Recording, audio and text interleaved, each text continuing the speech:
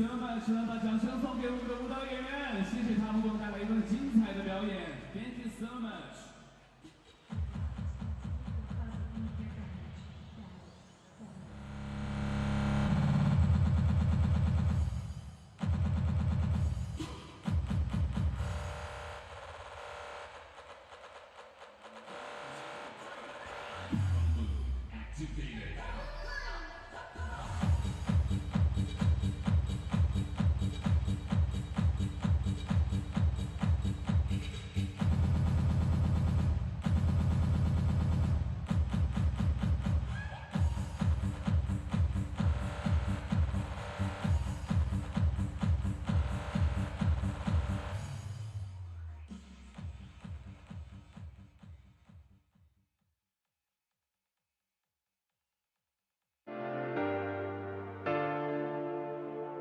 大熊猫，武侯祠，川剧变脸，火锅。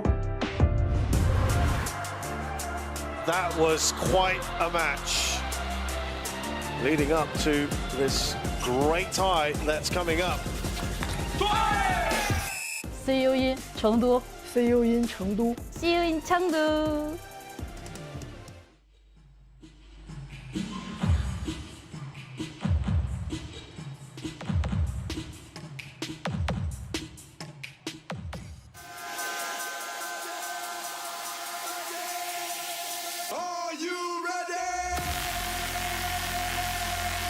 A very good evening to you and welcome to the Sichuan Gymnasium situated right here in the heart of Chengdu.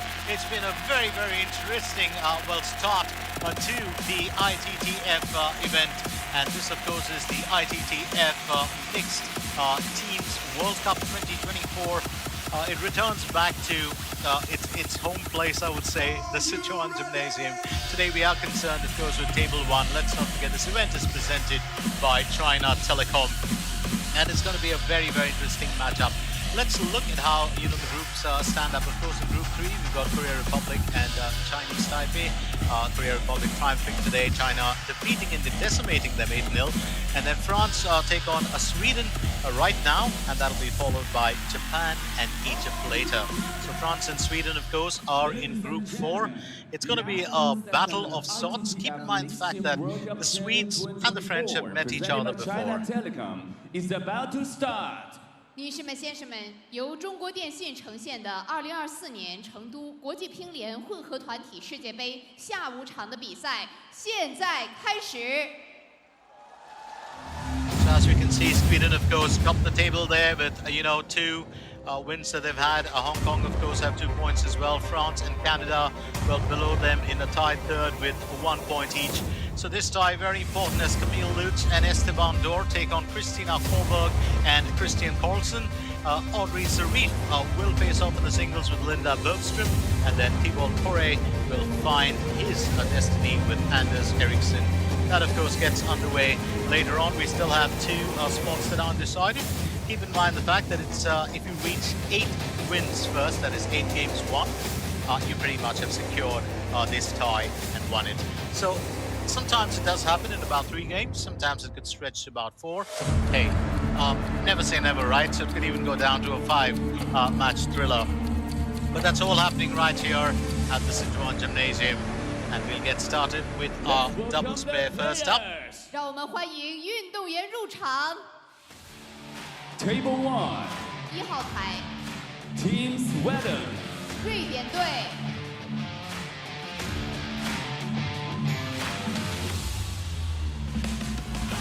See the entire Sweden lineup there.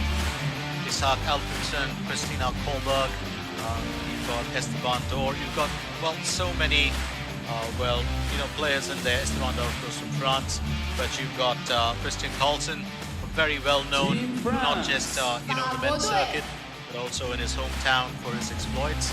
There, of course, you've got Audrey Zarif, Jules Roland, Camille Lutz, cleared the top player Thibaut Corre and Esteban Dor representing Team France.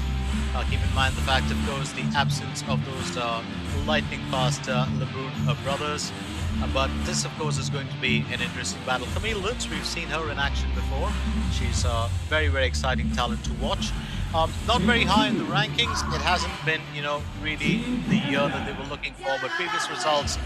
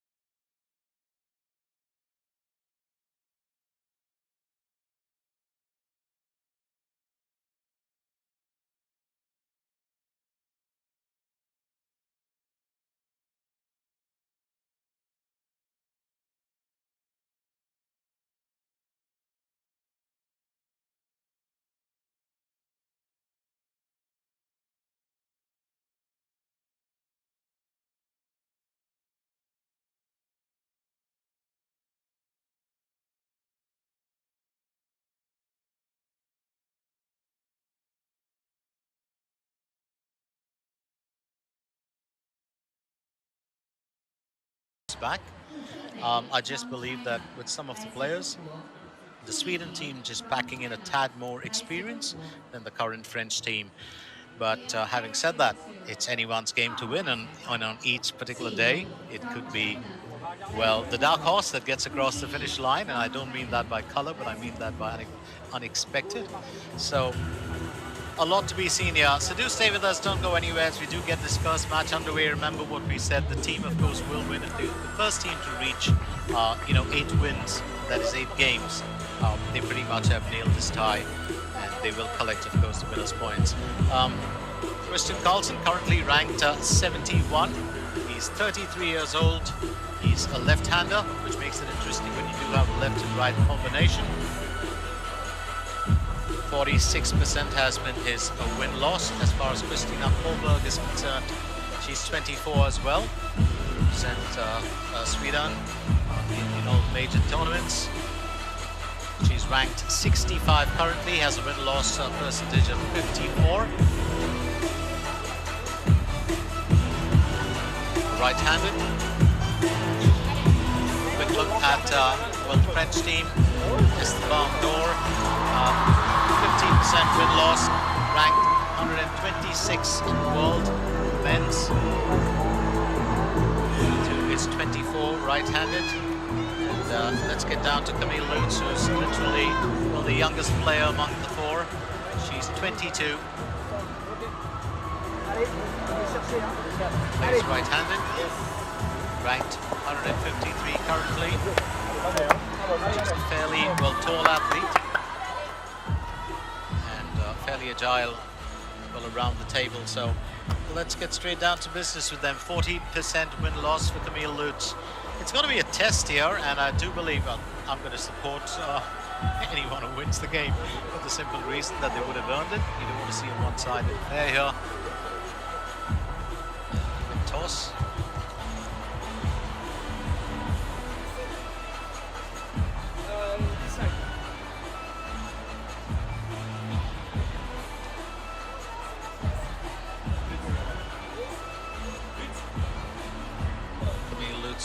Really warming up.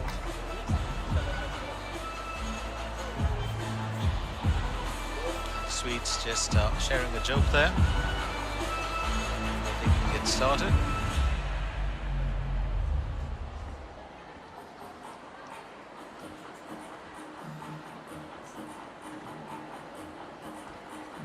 And if there's one active person in here, that's got to be Camille Lutz. Just keeping herself warmed up, really. Well, raring to go. It reminds me so much of, the LeBrun brothers. They're literally always on their toes. There we go with the warm-up.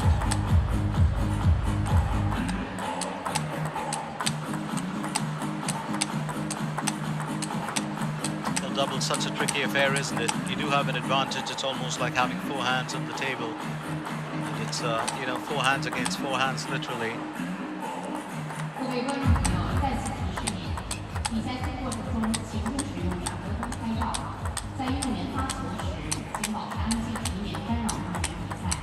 France have gained, you know, the Swedes have always been pretty much powerhouses in table tennis, right down from the days of Jano Waldner, you know, one of those most respected players from foreign shows in China. And well, France, of course, coming into the circuit or into the limelight just you know, much later, if you ask me. Du Liping is our main umpire for today. It will be interesting to see how well this plays out for her as well.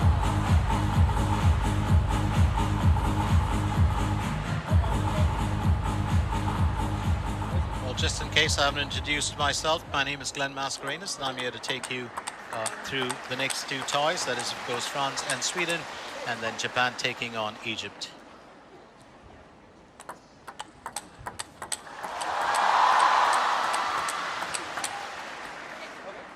Well, all seems well enough. And here we go as our athletes get ready. Picture there from the crowd as well.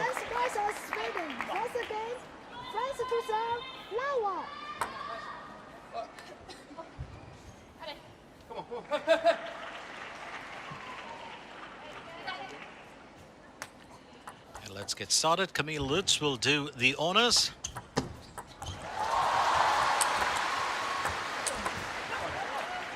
Oh, the French, of course, have got it planned out, haven't they? And you know, those first points will always set the tone for what has to come. Coming with a fairly attacking game.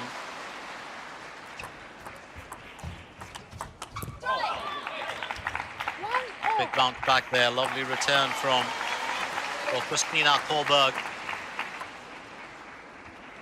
Well, very quick there. Love that backhand spin always.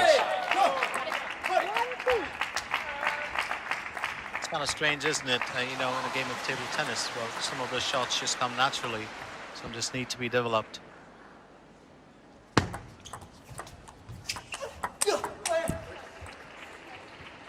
Carlsen setting that up. Excellent serve from him to begin with. And I think that that's what was needed. So Carlsen and Kohlberg looking fairly confident enough. It's 2-all. There goes. Oh, that's beautifully done. Beautifully executed by Christian Carlsen as Sweden take the lead once again. It's always going to be a close encounter, but absolutely marvelous there. Put that beyond return for Esteban Dor.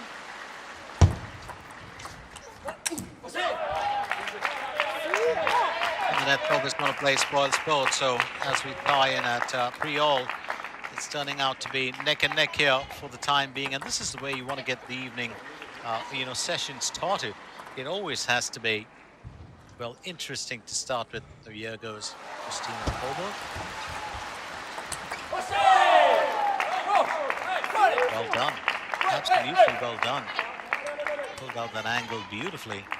Needed to get it just inside the line, and wonderful work being done here by Esteban Dor. The French lead 4-3. That's another point in the bag. Camille Lutz is also giving it her all.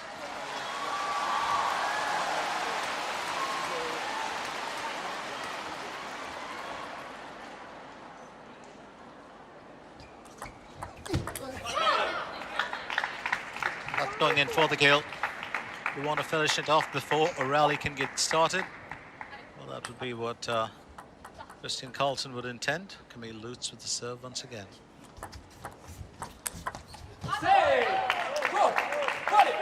Sometimes when you do open the face of that bat just enough, it can make such a big difference, isn't it?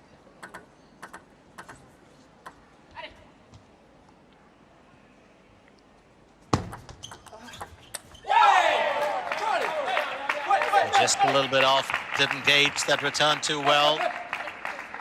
Sometimes you want to, you know, take advantage of that spin and just getting that angle right earlier. Carlsen. Unfortunately, Kohlberg second time around. the French lead by a margin now. It's 8-4. And that's what, well, I was saying at the start of this event. Sweden have done extremely well, but the French will be very keen on bouncing back. And once again going in for the kill. Esteban Dor, beautiful placement there. Put that almost unplayable for Kohlberg. Just caught her at the wrong angle. Well played.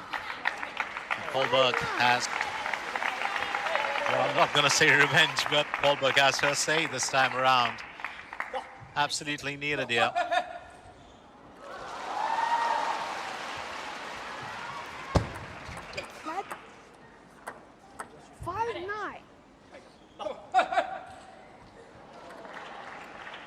So, points away, you would believe.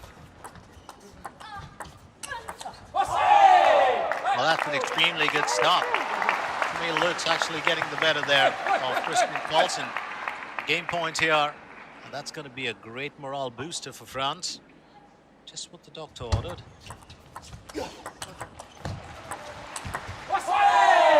Oh, well played. Absolutely well played. What a stunning starter here from the French as Camille Lutz and Esteban Dor, well, claimed the first one 11-5. Absolutely marvelous play from them. Great teamwork, perfect coordination, a good amount of speed, and very decisive play, especially from the youngster Camille Lutz. And I'm only saying youngster because the rest are, well, I do believe 24. She's 22. Oh, sorry, Carlsen is 33, but Esteban Dor and Christina Kohlberg are 24. So she is the youngest, Camille Lutz. Very, very interesting as she started off. I think this is what was so needed, well, for Team France to get back into the thick of things. It's been a bit of a trying year, you would believe, for some, but let's not forget for France. Camille Lutz was a bronze medalist in the 2024 World Team Table Tennis Championship. They lost in the semi-final to China. 33 years since the French women's team has won a medal at the World Team Championships. The last was a bronze in 1991, so she was, well, for women's tennis in France, table tennis. She was a ray of light, Camille Lutz. She has been. She's the older sister of Charlotte Lutz. Second game, Sweden to serve, Lavo.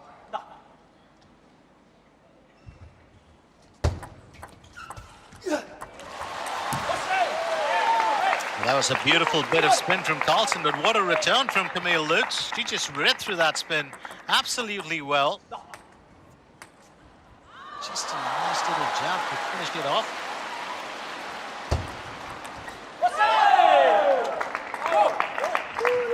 I don't know whether you call it living on the edge or living on luck, but well played. That certainly found its way in. It's very interesting here because you know, you can't write off Carlsen and Kohlberg. They really are a formidable pair. But what a start from the French duo. That is what you call an absolutely wonderful rally, and the first in the evening session to get started. If you're a fan of rallies like me, you just wait for those to happen. Sometimes wish they wouldn't end so soon. The 2-all as Sweden look to fight back.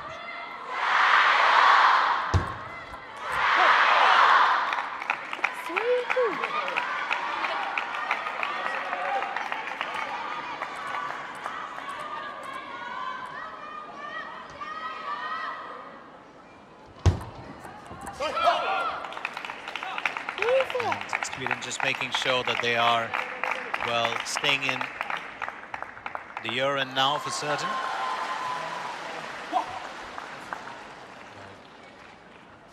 Up against the net there, and I think that's going to work very much in the favor of Sweden as they lead 4-2.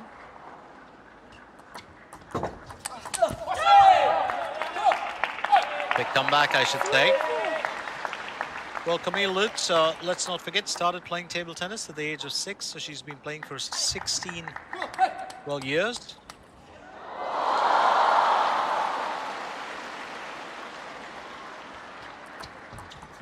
Well, that would have been such a classy return. Really, you know, cross-court if you ask me. But I think Camille Lutz, absolutely wonderful, well, spin generated there. She got that direction right, great placement, and that was so needed. So 4-all as it currently stands. And Carlsen has his own say. He's not one to keep quiet for too long.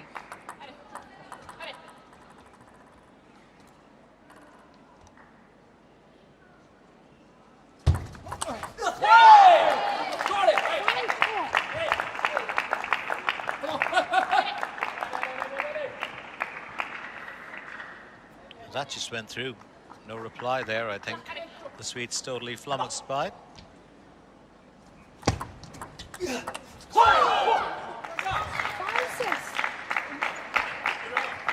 Swedes, of course, will bounce back. But just looking at Carlsen, Carlsen's actually a pretty, well, tall lad. He's about 1.83 meters, exactly 6 foot.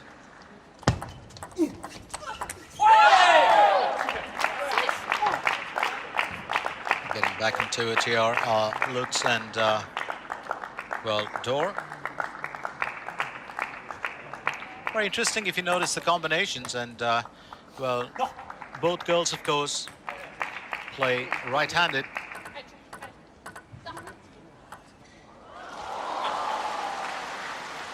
While both of the boys here are left-handed players. You told them. Those points are just coming in now.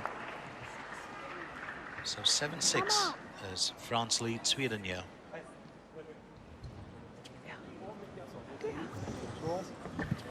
So timeout being called by Team Sweden. And their coach, of course, has well noticed that there's been a bit of a downslide since they started off. Christian Gunnar Carlsen, well, started playing table tennis in his hometown at the age of 8. He comes from Trollhättan, Västra Gotland in Sweden. During his high school years, of course, he had 10 training sessions a week.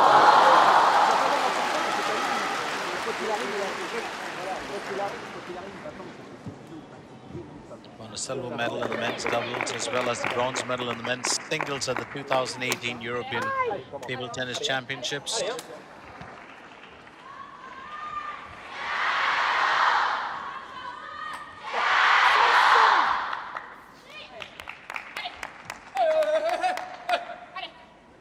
Also bronze medalist in the 2018 World Team Table Tennis Championships in Homestead. Here he goes, Christian Carlsen. Almost as it you would have thought, but Christina Kohlberg just taken in. She's got that. Well, she hasn't got that to work well twice over, beaten basically by the spin of the ball. And this time, quick reply. And that's where Christian Carlsen does shine. Well, if you can keep a straight rally with him and not change direction too much, pretty much poised to take it from you. There goes Camille Lutz.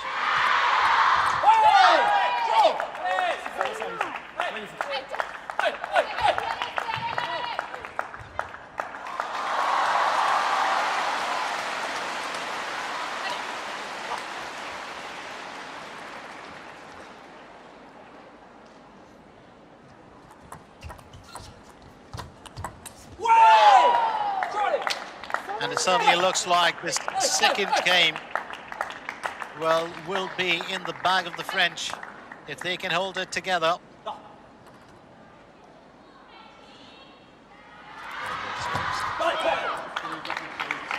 And she will keep them still in the running. Sometimes you've got to serve to save the game. That is so important. Well played there by Christina Kolberg. Excellent serve.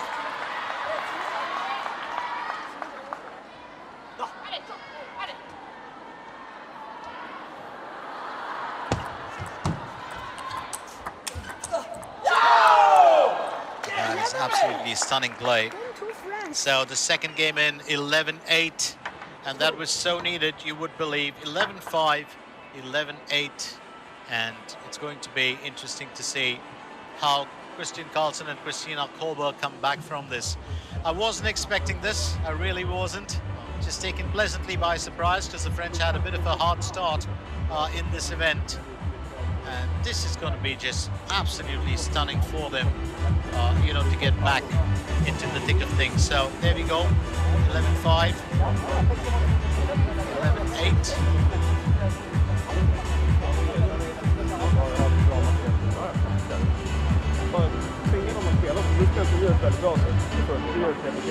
Well, one of the key things to remember in an event like this, of course, is that you are going to be well watched very, very clearly for your exploits, and this has a lot to do with preparation for next year as well, when, you know, the teams get into,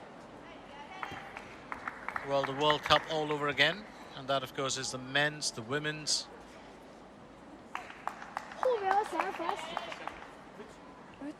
So here we go, third game.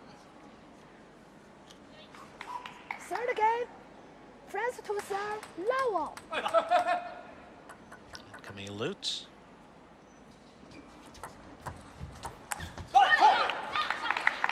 Lovely return there, just beyond the net from Christian Carlsen.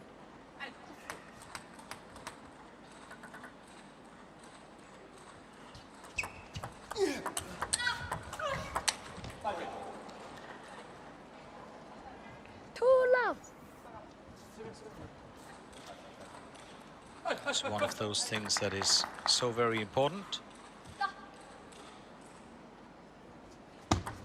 Just to remind you, we're still on table 1.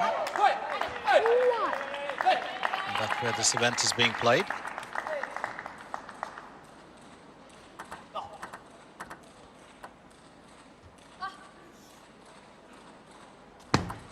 Carlsen. Not vertical. 2-1. So reserve there from Carlsen.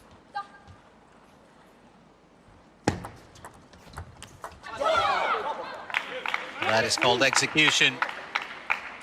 Well set up. I think Sweden will have to aim to finish off, well, the points as soon as they can. Well, they're 2 games down, but the Swedes lead 3-1.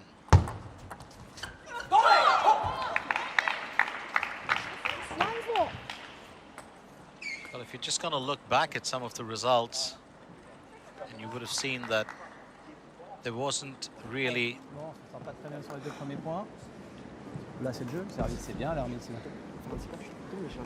Well, this time the timeout for Team France.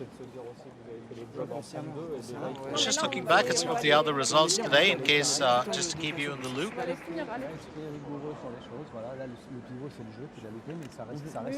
Well, if you look back to yesterday, and it was Hong Kong that got the better of France 8-7.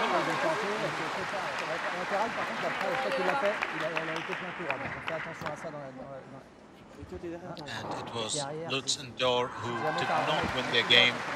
They lost it 6-11, 12-10, 7-11. Sounds like an all-night store, doesn't it? But, well, blame 7-11 for taking claim to that. So, it was a bit of a difference yesterday. And today, of course, they've come back strong. I wouldn't say they've learned from their mistakes. But they've come back with the intent to win, and when you do that, well, things do change.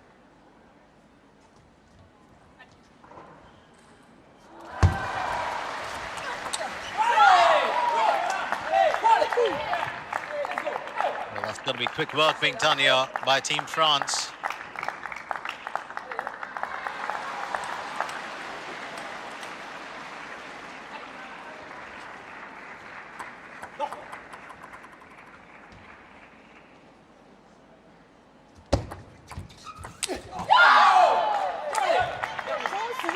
Colton just about, well, gauging the distance wrong, the direction of the shot as well. A quick little jab there with that forehand. I was talking about this earlier and how interesting it is, isn't it, when you have a left and right combination. And both the lads, of course, are left-handers. Oh, well played. Absolutely stunning play, straight in the direction, well, of Esteban Dor's, well, body. It's unexpected. Quick reflexes from Esteban Dor, but just unexpected. Wasn't, well, expecting the ball to fly towards him.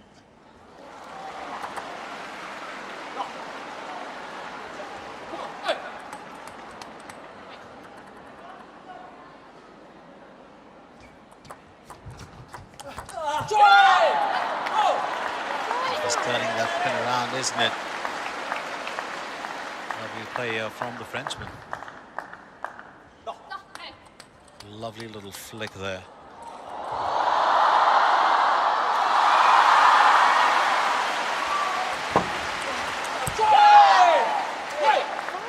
Once again, just making it unplayable for the Swedes.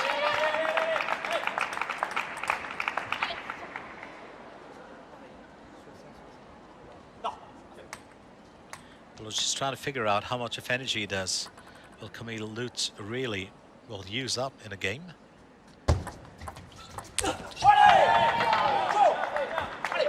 Carlson can't believe it. Just couldn't get that one right.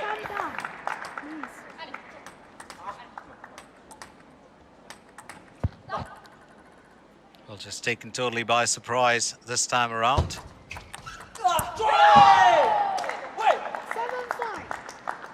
And disappointment there for Kohlberg as well. Very good temperament from the French players here. They've come with very serious intent to win it. They aren't taking their foot off the accelerator. As we can see, we are into the third game already. And I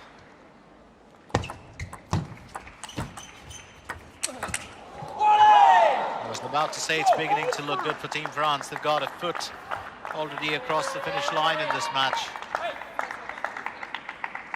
75 kilometers per hour. The speed of that winner.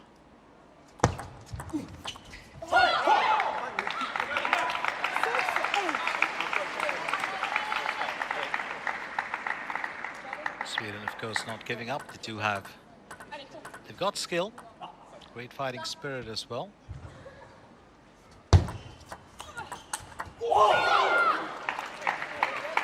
And that's how you finish it, as long as you can keep, well, coming back. And the Swedish team, of course, still keeping very positive for their team members. That's what you do.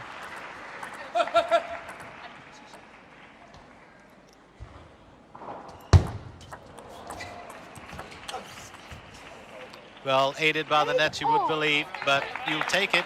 That's what you would do in any given situation like this. And so does Christina Kohlberg. Well, that changes. It definitely changes the entire course of the ball, as well as the spin that's been, well, pushed into it. And he'll have, well, his reply here. Esteban Dor now putting his team, well, just 2 points shy of the match.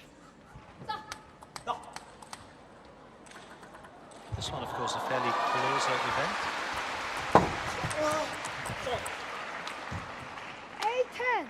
As compared to the other few games, and there we go. Pretty much, well, on the verge of a victory here, you would believe.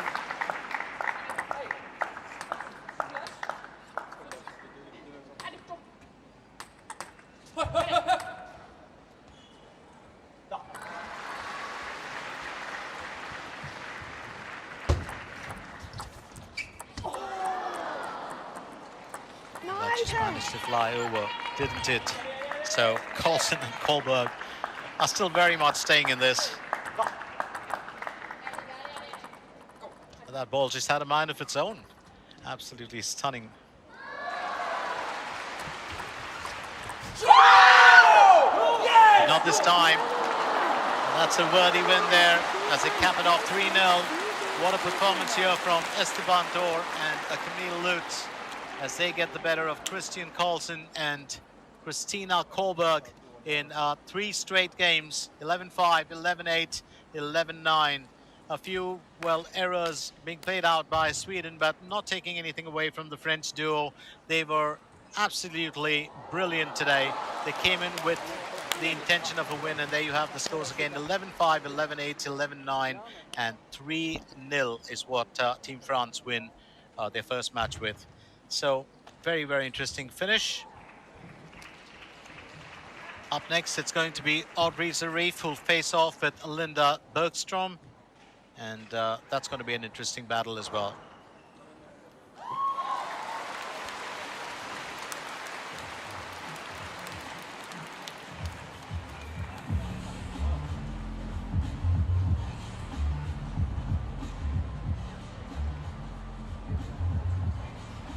Just getting ready to, you know, get up and into action. 27, attention, elle a un risque de faire service démarrage. C'est à toi d'être bien attentif. Et n'oublie pas l'extérieur de ton démarrage revers, comme on a vu, à ligne milieu. Et dès que ça monte un peu dans le courant, il ne faut pas se poser de questions. On y va. Et attention, si tu pousses en revers, la deuxième elle est molle. Well, Lutz and Dor, of course, did have their own say earlier, was especially with points won on their own serve.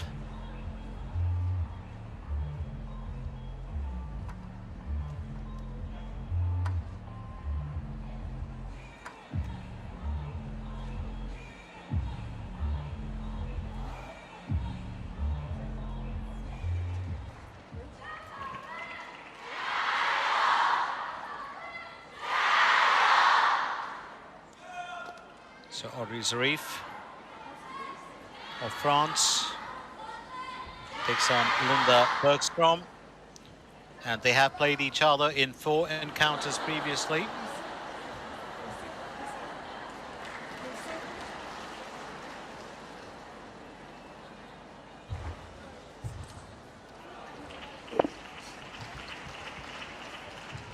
Listen. And just to look at it, of course, the only time that well, Audrey Zarif has won an encounter was in 2010 at the ITTF Junior Circuit Premium Swedish Junior and Cadet Open. And that was against Linda Bergstrom, where she defeated her 12-10, 13-11, 13-11. But ever since that time, from 2010, 12, and 13, met twice more on the junior circuit, these two ladies. And as seniors, they met once in 2013, where Linda Bergstrom, well, played out a 5-game match to defeat Audrey Zarif 3-2. It hasn't been easy between, well, these two wonderful athletes. They've known each other right from 2010, 14 years. Never really locked horns too often, but just as I said, 4 times. Just to look at their current standing, of course, Audrey Zarif does play right-handed, and so does Linda Bergstrom. Very strong on the backhand, Linda Bergstrom. Audrey Zarif is a right-handed attacking player. Currently ranked 116 in the world, the French athlete, while Linda Bergstrom is ranked 53. We will get started with the first one. Sweden have got to bounce back in this if they are to stay in it.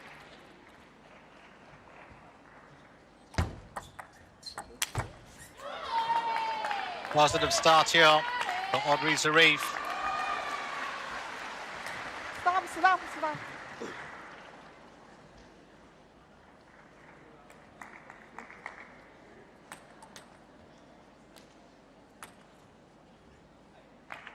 1 down. The umpire, of course, waiting for the girls to restart. That's going in for the kill, isn't it? Well, when you're that close to the net, you've got a bit of height. You definitely want to kill it. Great execution there from Audrey Zarif.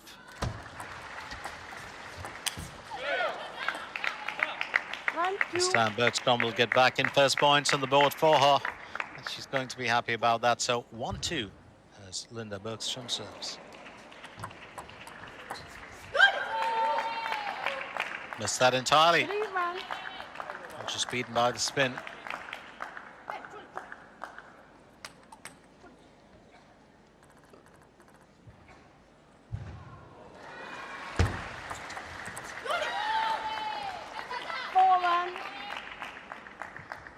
I'm really trying to figure out today, what is it that the French team have had for breakfast? Definitely not the regular croissant with French butter. It's got to be something different.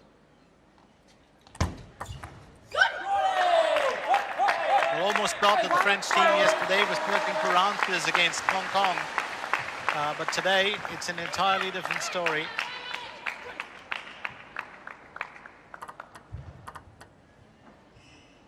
Five.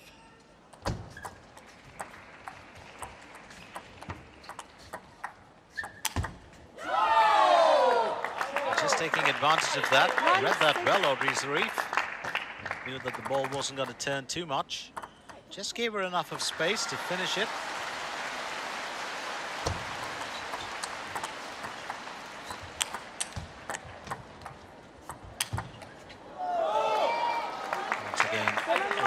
Pace of that beautifully, and she's had a few winners on that angle, something that Linda Bergstrom will have to close down sooner or later.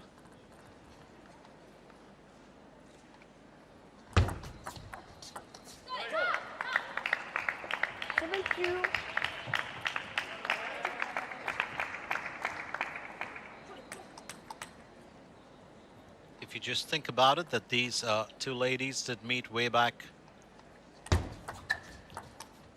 in 2010 for the first time. The first of their 4 encounters in the last 14 years. They would have been, well, 15 and 12. Audrey Zarif younger by 3 years.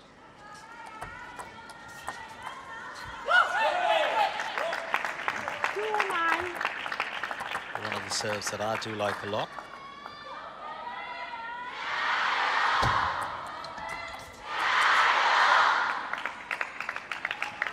And every time, of course, you can slice it to generate enough of spin. Well, Audrey Zarif was able to counter that on 2 occasions. Sometimes it just becomes unplayable.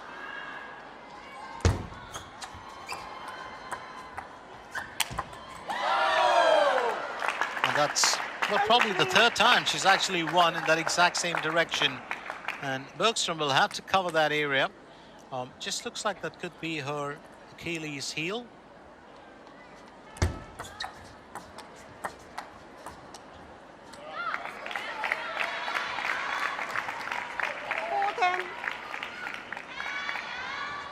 So 4-10. Then the Bergstrom to serve.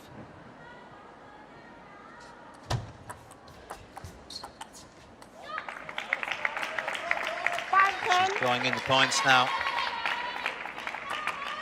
Well, you do want to see a fight back. You never want to see a one-sided game. But what I do love about the French players today is they've come in with their usual style of play. Just to rely on, well, quick movement. So game point here for Audrey Zarif.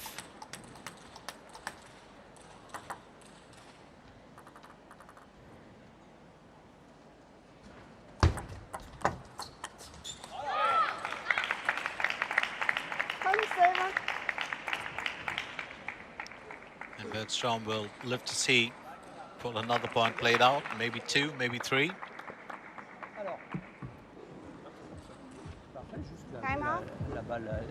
Big timeout being called by the French coach. Dans ce cas-là, si tu veux te régler, bah tac, pas grave, toi.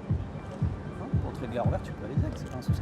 Hein, si la longueur elle te dérange pour l'instant, t'as pas encore réglé trop sur la balle. That's the beauty of the French, isn't it? You don't need to, if you don't understand the language, of course. Ce qui a bien marché, c'est que tu peux faire ton service. I had to take French classes in school, so it's easier, but even if you don't, French coaches are so expressive. C'est ça, ça a pas mal marché. Au pire, même si It's always the marvel. Doesn't take you too long to figure it out.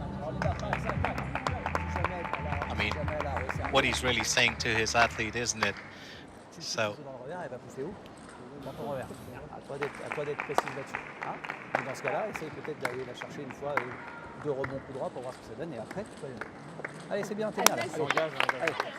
Well, one of the things I would say was rightly pointed out is that, well, Bergstrom does have a tendency to spin. She knows how to slice it beautifully, generates a good bit of side spin as well.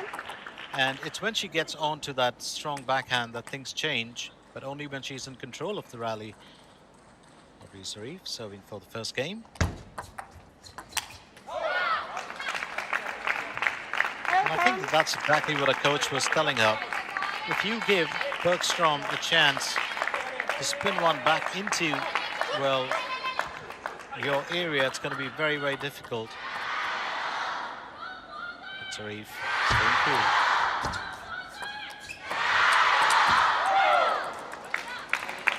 And Bergstrom once again just drawing Zarif into that. Well played. Her experience, well, sometimes counts. Well, both these players fairly seasoned. They've been on the circuit for a long time.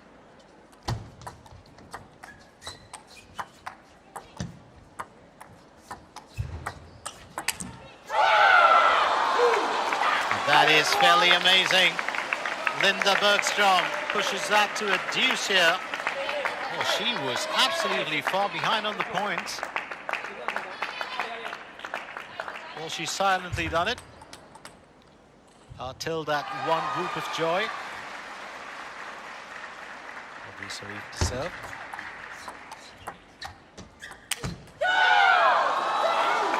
Did I mention on one side of the farewell and that I hate those? I think Linda Bergstrom just heard that. Well, this has been a very, very tight affair.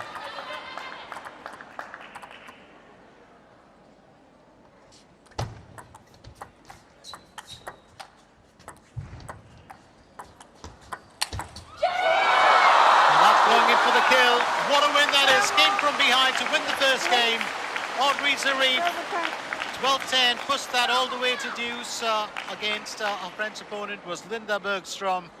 So Audrey Zarif had it all to do, she had it all to win, but Linda Bergstrom just creeping back into that game and taking it away from her French opponent. That is masterclass. So 12-10 as Sweden lead in the singles by one game. I do believe, well, I think that Audrey Zarif will have to reflect on what went wrong. Started with great momentum. She set the pace on the front of the game to begin with. Pareil, si tu fais ton démarrage, ton petit démarrage mou en coup droit et qu'elle défend, là tu peux frapper.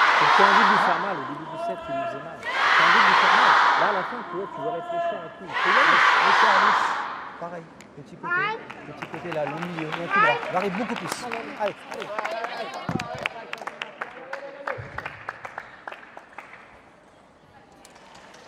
So just a picture from her teammates, a few words of advice from the coach. Second game, 6-7, number. Well, I did say this earlier, Bergstrom has got the better of Audrey Zarif 3 times in their 4 encounters. 3 of those being at the junior level.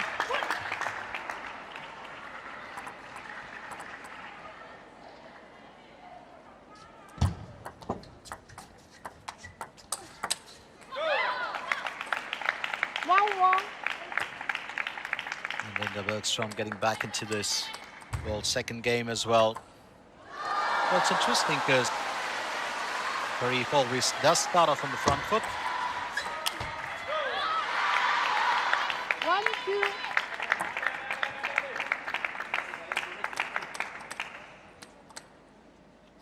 And that's such, well, so much of differences here. Bergstrom started off slow. She's beginning to, well, increase her attack. The pace factor. It's an absolutely marvelous smash there from her. And that's where it really counts. She's paced herself out well. Just getting now, I would believe, or just rattling those nerves of Audrey Zarif.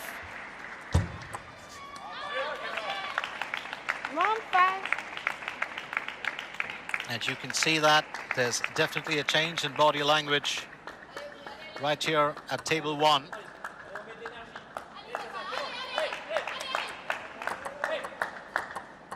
Bergstrom staying very, very cool. Left. 1-5. Zarif will serve once more.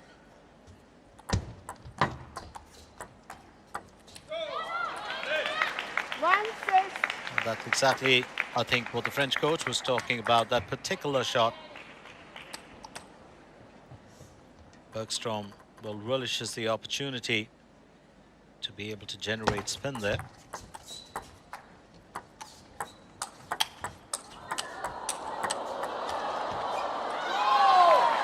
And mixing it up just a little bit, and this is where Zarif can shine in a rally like that. Much needed point, so it's 2-6, or rather 6-2 as Linda Bergstrom serves.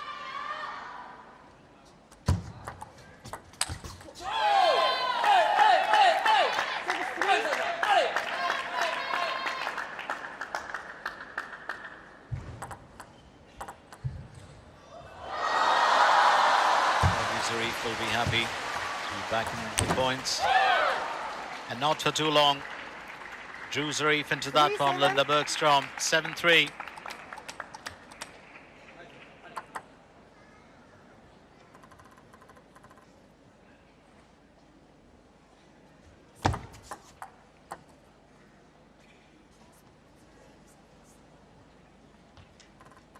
Just a word there from the umpire.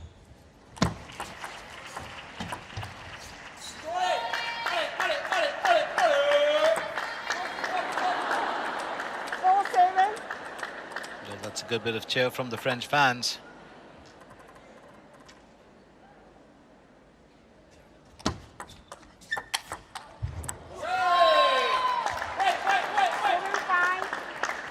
And Audrey Zarif fighting back and doing it very well.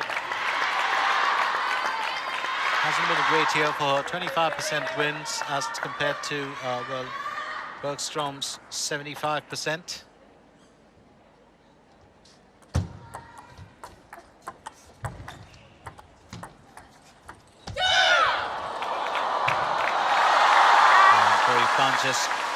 Just can't believe it. Bergstrom claims it.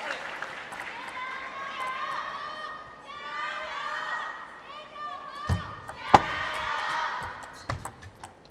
high toss can always work for you or against you. I think that's well played by the French athlete.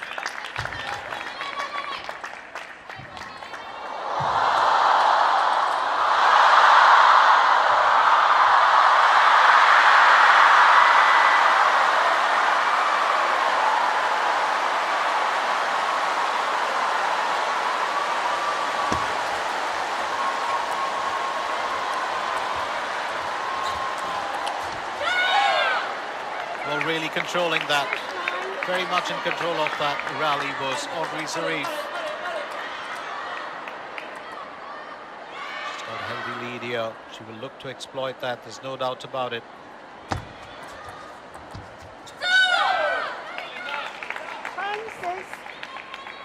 And that's pretty much second game point for her.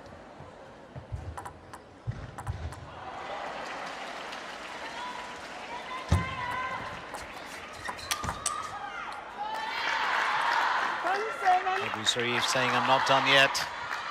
She lies 3 points behind. I do remember Bergstrom was ranked as high as 41, and that was on the 3rd of May 2022.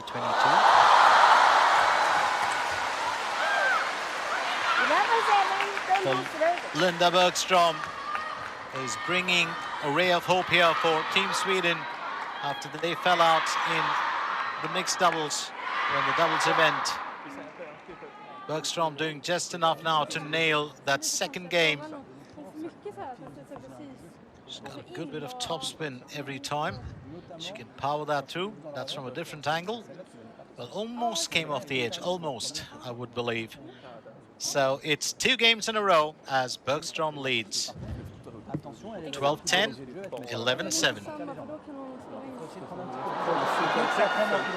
När du ser att hon ropar backen, stå kvar vid bordet. Den kommer aldrig fort. Kommer du för långt bak, det blir så här. Ska du loka eller inte? Det blir jag 10 på en boll i taget. Det är jobbigt för henne hela vägen in i mål. Så.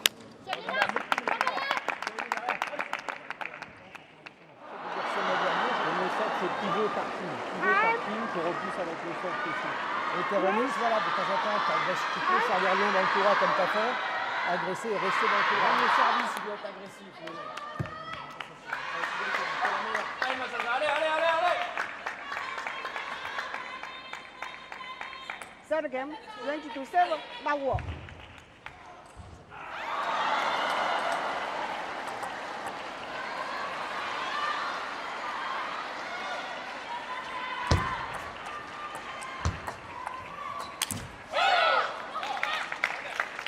More drawing the opponent into that. Let's not forget that Bergstrom is now 29. She was a part of the 2020 squad for the Olympics.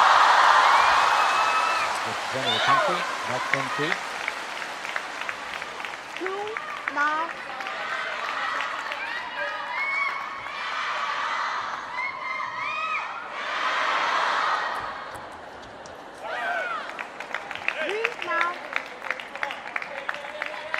Well, always a good thing if you can start off in a positive manner.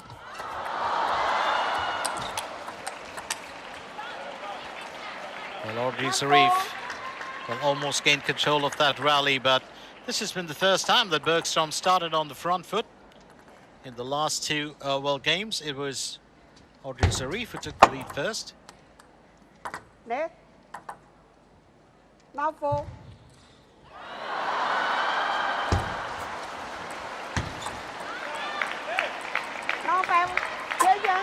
Just making it unplayable there. She's done that a couple of times over. And I was just talking about this. It's all about temperament. But as cliche as it sounds, keep calm and win the game. Now 5. Strong, just...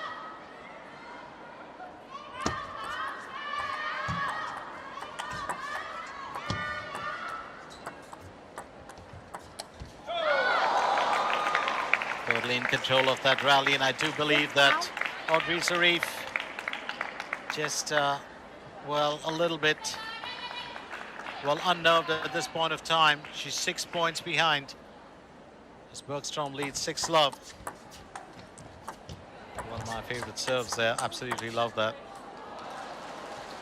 Not to watch it, but just because I can do it. So Linda Bergstrom still playing strong. Do like her game. She does space out her shots, doesn't rely only on pace or attack. And that's what I mean. Very, very intelligent play by the Swede. She can be a bit of a touch artist as well. Well, that's unbelievable. 9-0. Or love 9.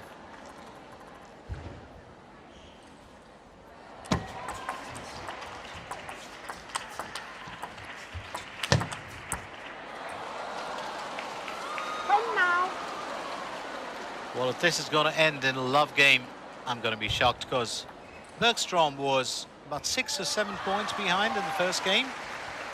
But what a change it's been since then.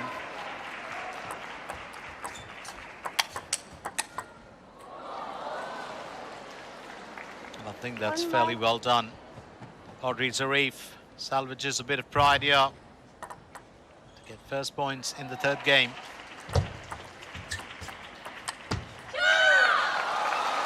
And Bergstrom will win it. Hook, line and sinker, there's no doubt about it. As she claims the spoils in a very, very convincing manner.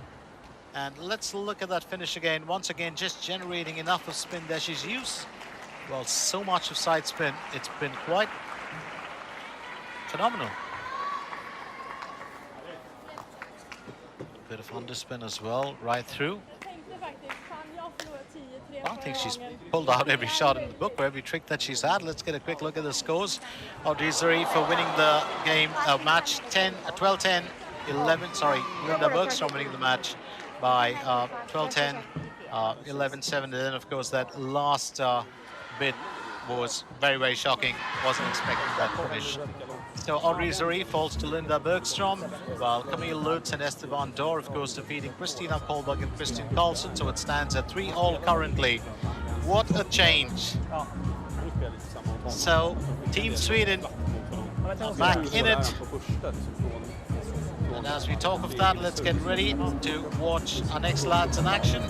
That's going to be Thibault Poré of France. And he's up against Anders Eriksson.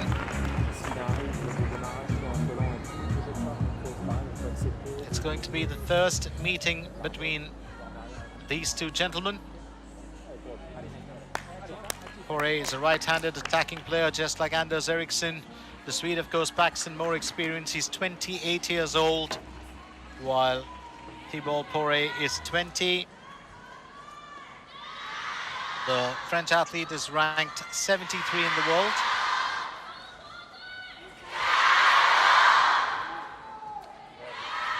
And Anders Eriksson is ranked 380.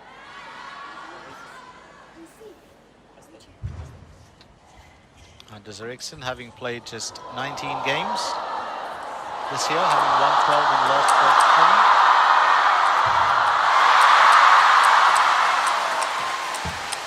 Of course, having played 141, won 70, lost 71.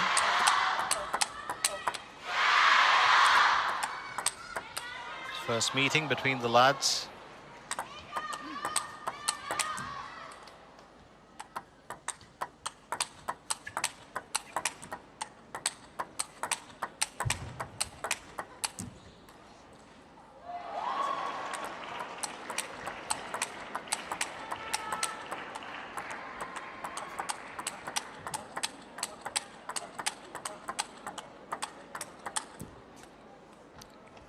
Well, a lot of the French lads do like to use a different kind of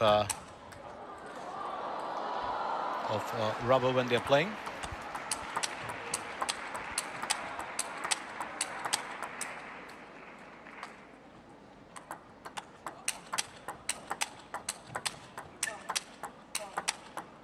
I do remember when he started off, well, right when he was speaking, Poré used to play with a Target Pro GT H47 rubber and a Hinotech off blade.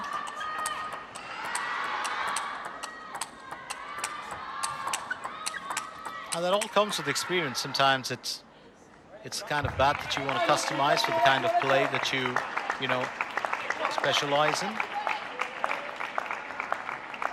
So the racket is really just a tool that can be customized for you. And will be Eriksson too.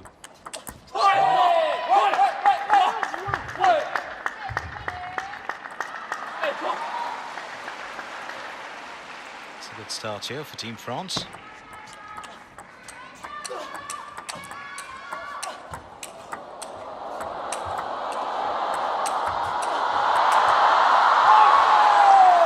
Turning out to be a good rally, changed direction very well, Thibault Poré.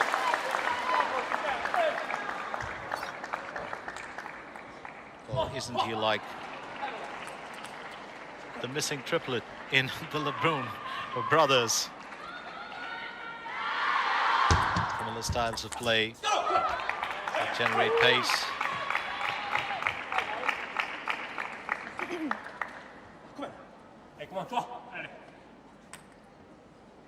Eriksson also keeping himself motivated. That is some fancy play, lovely little flick there. Good amount of risk being used by Thibault Poré. And just changed the pace of that entirely. Smart play.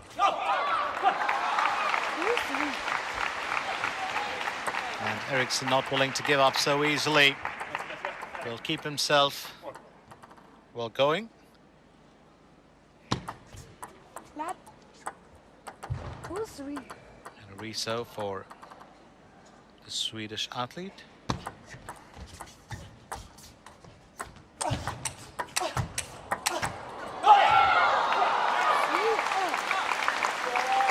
3-all as Sweden fight back. They do know they've got to win it to stay in it. Remember what we said, the team to reach 8 games first, 8 victories, that's 8 games won. And currently it stands at 3-all.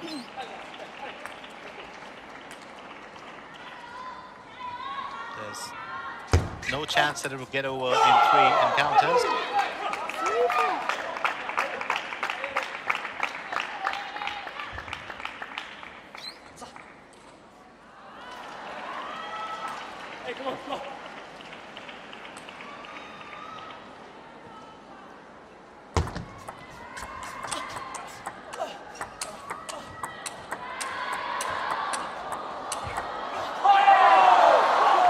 To give himself enough of room to play those shots.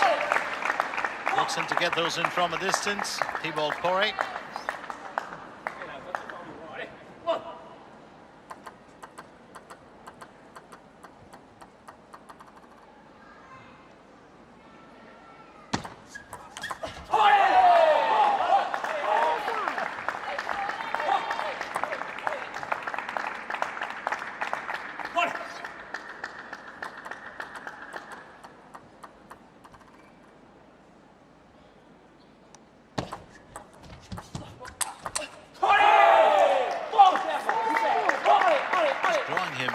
Making those errors.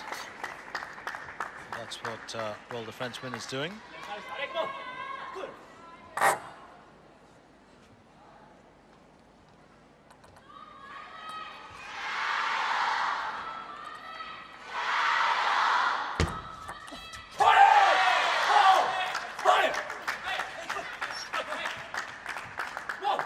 So definitely this youngster, just like the rest of the French team, on his toes all the time, leads 7-4. They're just playing that straight into Eriksson. So there from Esteban Dor.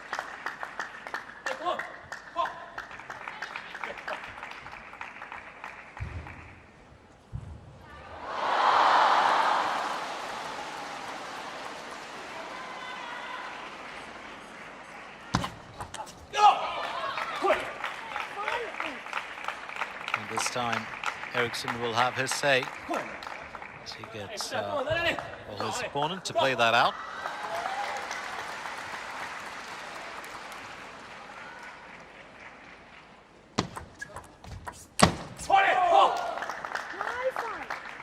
And it's going to be 9-5.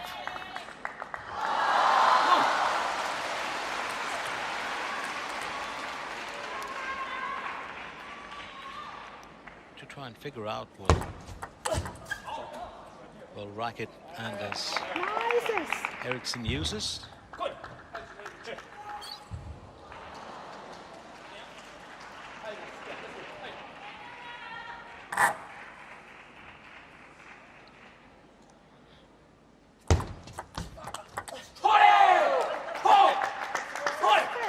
Now it's game point for Frenchman.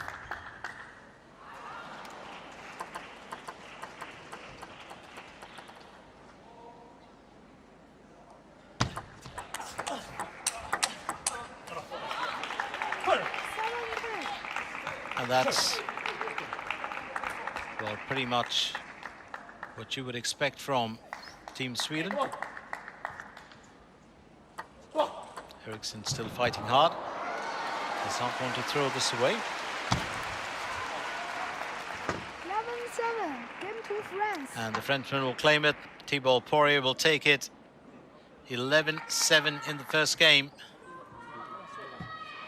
That's exactly what was needed for the French, you would believe, to have started off on the front foot. Of course, then they did stumble in the singles, in the women's, and now here they are back again as Poirier leads Eriksson. Et sur Just a single ce game. premier démarrage en revers, par contre, tu vois, faire attention à ne pas venir systématiquement tu vois, dans l'angle. Hein? Parce que tu vois, il t'attend beaucoup avec cette claquette. Donc, il faut que tu arrives à enrichir un peu plus ce placement. Ska det kloa med 94 bollar och två som spelar ut på sidorna som inte behöver göra? Ja, det är sant. Sätter de på mitt kanske ni är lika. Så att lite egen attack också. Sen tror jag om du kan bara lägga in så Kort fråga, precis. Det var ju den bra. Jag får testa någon, men jag gjorde en och misslyckades helt. Vi får svara, tänka upp racket. Ja, upp i racket så går det för. Ja. Och sen kommer runt så mycket som vi kan efter det sen när vi spelar bollen. Yes. Kom igen nu. Golden words of advice there being handed out. I don't know if you remember, but whenever I look at Anders Eriksson, I'm always well reminded of this. The former, well, Swedish ice hockey player who played in the National Hockey League for a ton of teams, and he was absolutely stunning in defense. Also named Anders Eriksson, 6'3" player. Let's start here for Thibault Poirier.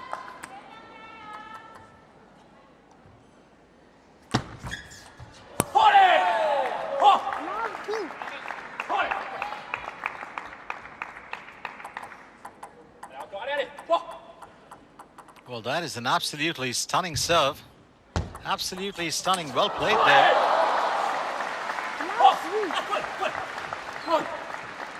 So the Frenchman just leading.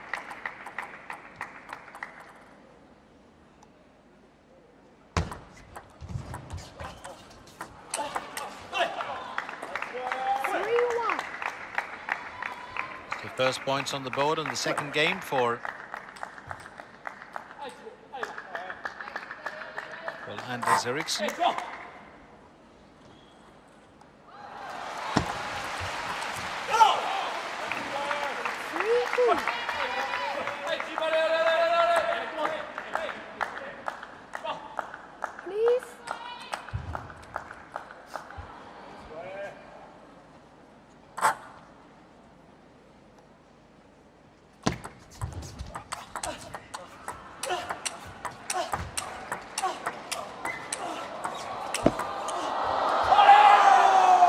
That is an absolutely well-controlled bit from the French athlete.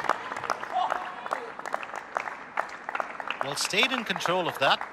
Actually played the Swede extremely well. And great effort there from Eriksson to try and get that back in. Wanted to get it just inside the line. But missing the surface of the table entirely.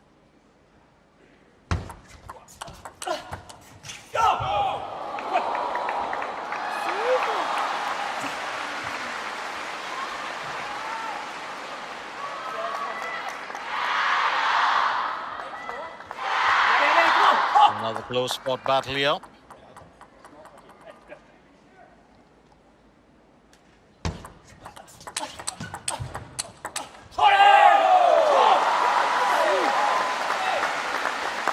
Thibault making the most of it. Does not want to give his opponent too much of, well, an opportunity.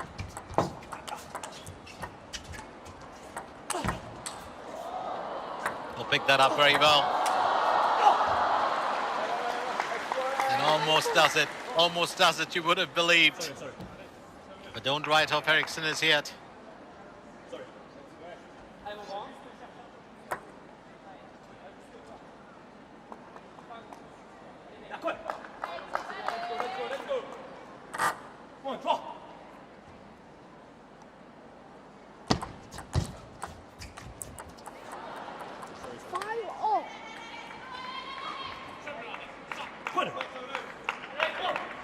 Every chance here for Anders Eriksson to roll back into this match. And just wasn't able to get that back onto the table. The attempt was there. And you aren't going to be able to play that back unless you move back at lightning speed without losing sight of the ball. just whizzed. I had to stretch out a little bit for it. Eriksson, but that won't matter too much.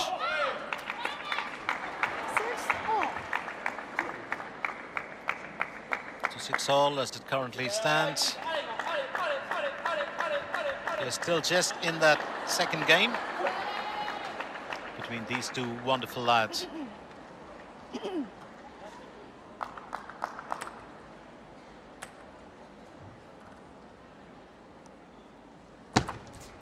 Lad. 6 all. Hey, come on.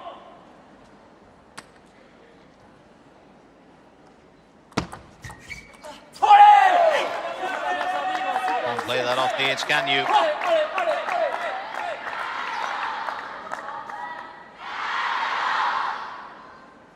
think Eriksson just trying to spin that back. Oh, lovely little flick there. Good execution by T-Ball. Come out. So currently France leads Sweden 4-3. That's going to be interesting. Remember what we said, the first team to reach 8 games. Sen är som den du undviker mest den föset. Men okej om du verkligen spelar jättesnabbt början av föset. Men verkligen försöker hitta mitten på den. Ja, så lite mitt om du spelar långt på första. Men det är så här, du ska få upp ganska koppen också. Alltså, när så den sidan då är det bara spela långt. Det är bara spela långt på en gång. Jag funderar på om jag ska börja på backen, så får jag vilken backen. Ja, exakt. Men jag tror framförallt nu, alltså, You love the little boy at the side who's definitely helping out the ball boy. Many of them go on to become great athletes, don't forget that, but he's just so intently listening to the conversation between well, the Swedish coach and Eriksson. It's like he can understand every word. I've done that when I was young. You want to be a part of the team, you don't want to stay out of it. So, but here for the ball from his coach. Was Eriksson's coach, of course, who did call the timeout. 6-8. Come on.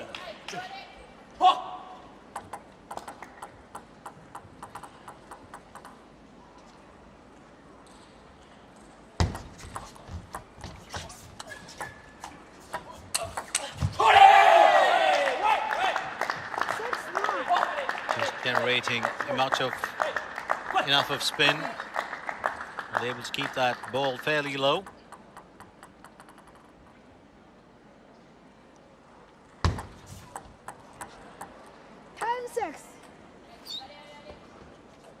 Hey, come on.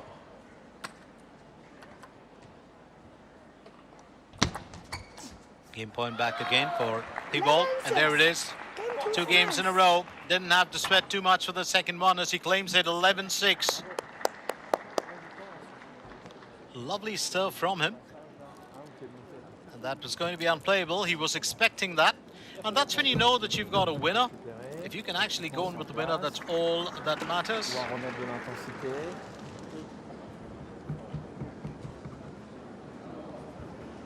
C'est ce qui marche, maintenant il faut aller chercher. Den var så jävla låg. Was missing Truls Morgard. Well, being at the table today. There's one reason why the world will remember him.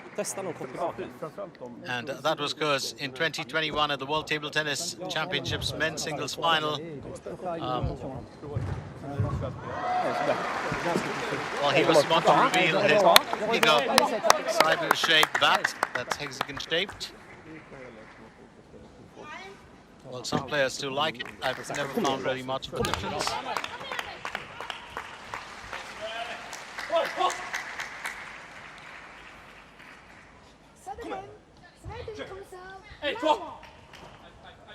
A lot of the Swedes, of course, do use this bat, the Stiga.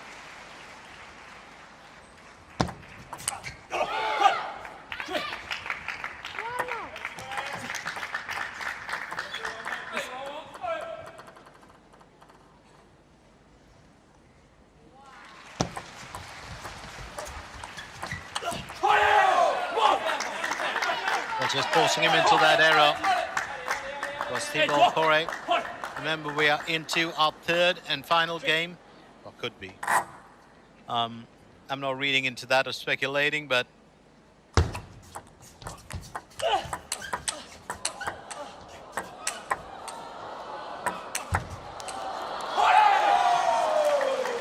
there we go, once again the lead. He'll get an applause from his teammates and the coaching staff as well. Coach and assistant coach. Let me not kind of extend that too much.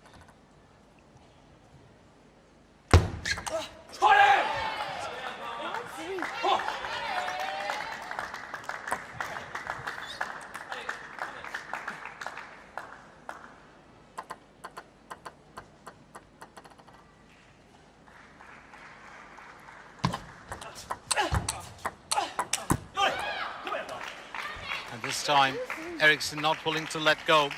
Well, in the previous game, he did put up an extremely tough fight. It's just unfortunate that he couldn't get the better of his opponent or get back into this encounter. And there you go, another whoop of joy as Thibault leads 4 points to 2.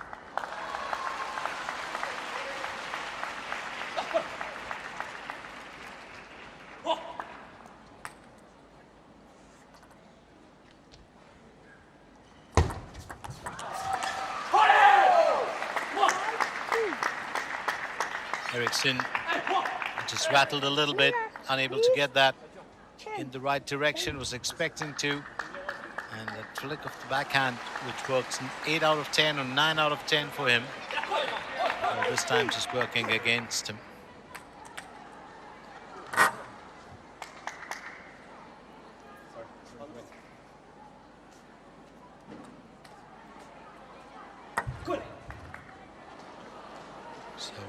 So and Eriksson not wasting any time, went in quick for the kill.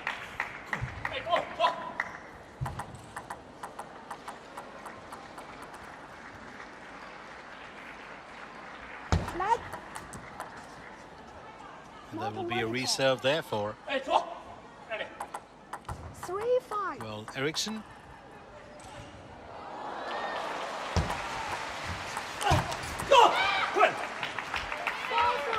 That's what you need when you just need to generate enough of spin, when you just need enough of power. And I think Eriksson presenting a beautiful mix of that. And the timeout being called here by Team Sweden.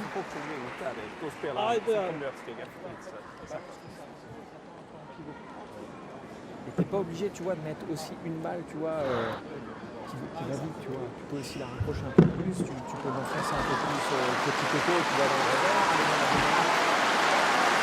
Ah, il essaye, plaque, tout droit, le revers. You wonder why there are two coaches. Normally one is, sometimes you have a coach because he takes care of the women's side of the team, but sometimes men have a different coach, women have a different coach, and it all boils down to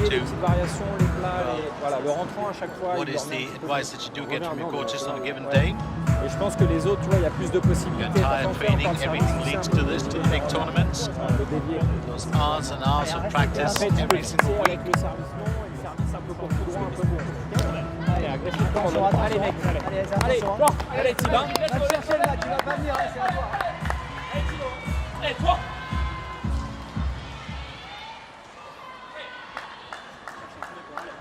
Well, it's one of the greatest things that can happen to you when you're traveling with a team, especially representing your country.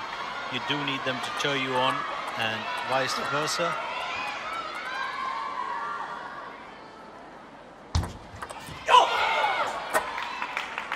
High ball now.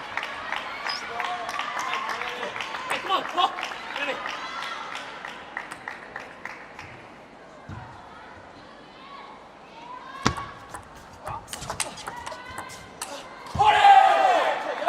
Well, just trying to change the direction of that and gets it outside the table.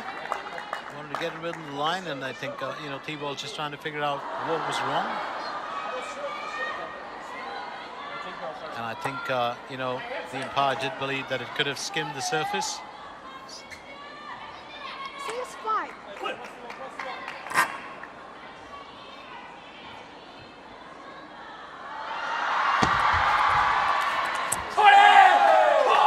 And here the other tables come alive as Thibault Poirier continues his, well, run towards that game point.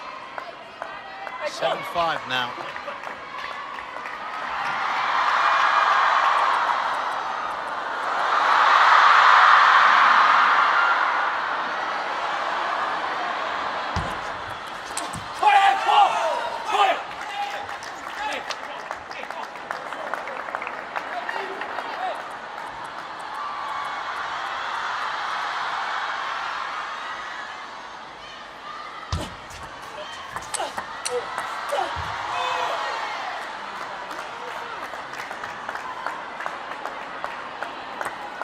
Thought she's finished the game, Camille Lutz, but she's still on her feet. At the top of that bat.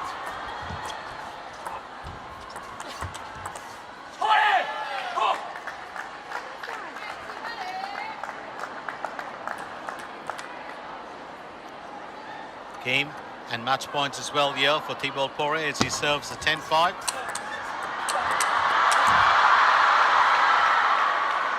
And, well, Eriksson will stay in it for the time being. Doesn't want to give it up either.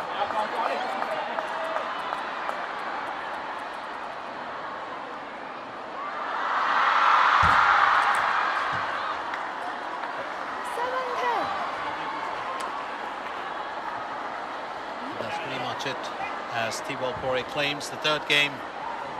Well, 11-7. Reverse that, and it could be 7-11.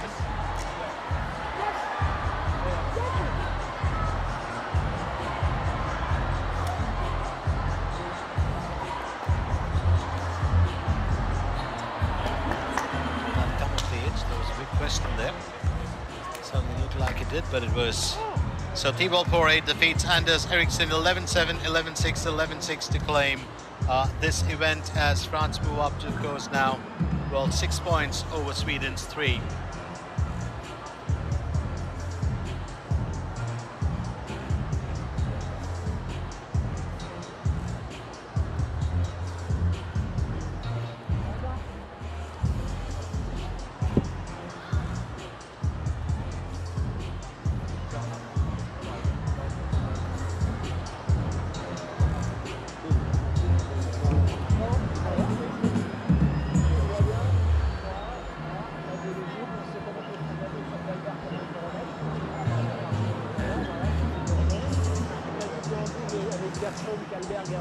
So it's going to be the women's doubles now. And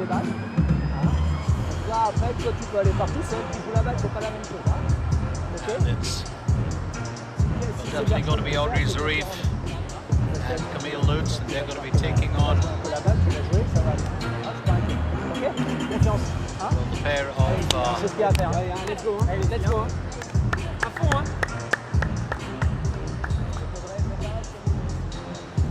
Christina Kohlberg and Bergstrom. And this is going to be a very interesting matchup.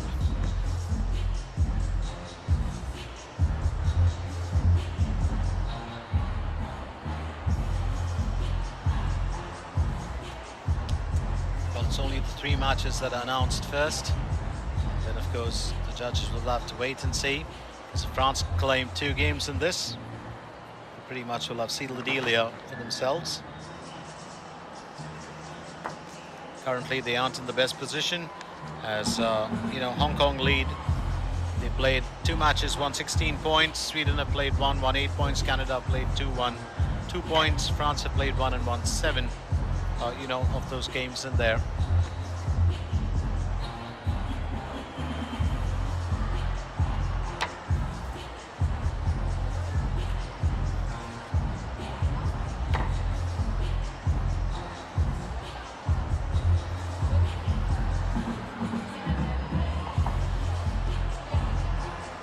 Well, if there's one thing that Camille Lutz would be terrific at, is shuffling. Well, you do have some lads from France who are absolutely brilliant to watch when they're shuffling, you know, especially at some of the wild parties they have, you know, outdoors itself.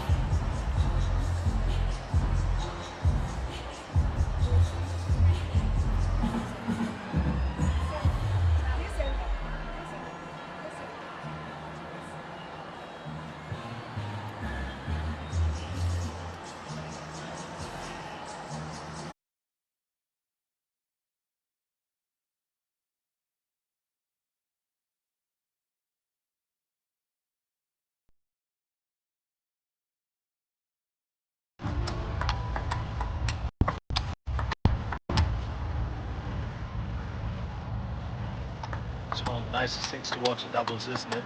Watch players go in sync, one after the other.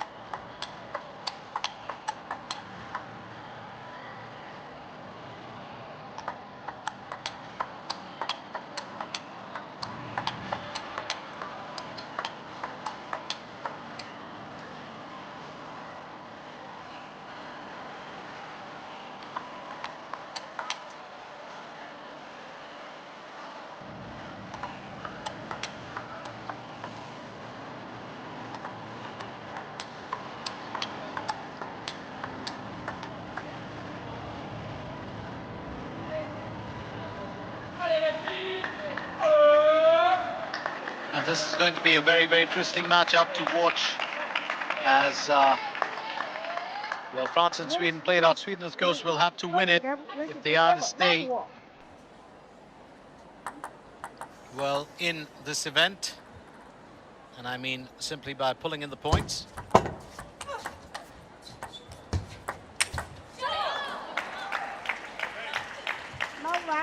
It's out there for Team Sweden.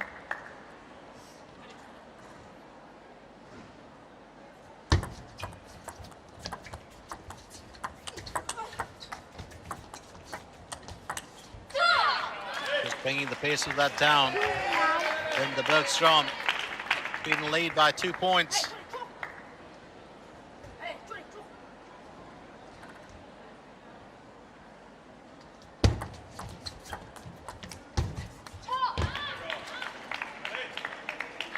And any error from the part of Team France will be welcomed by Team Sweden. Audrey Zarif.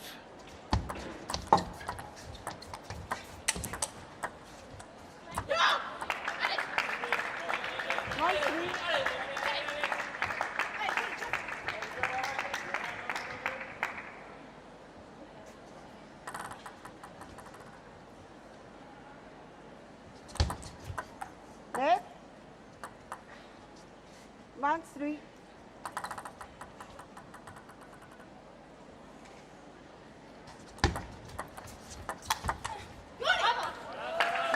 So there.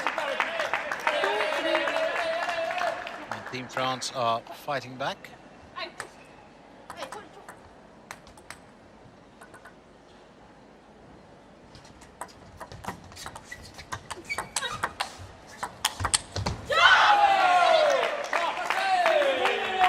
Good comeback here from the French ladies as they tied at 3-all currently in that first game. Well, Audrey Zarif and, well, Linda Bergstrom do have a bit of history. They played 5 games in all, including the one that just went by against each other, in which Bergstrom has, well, reigned supreme.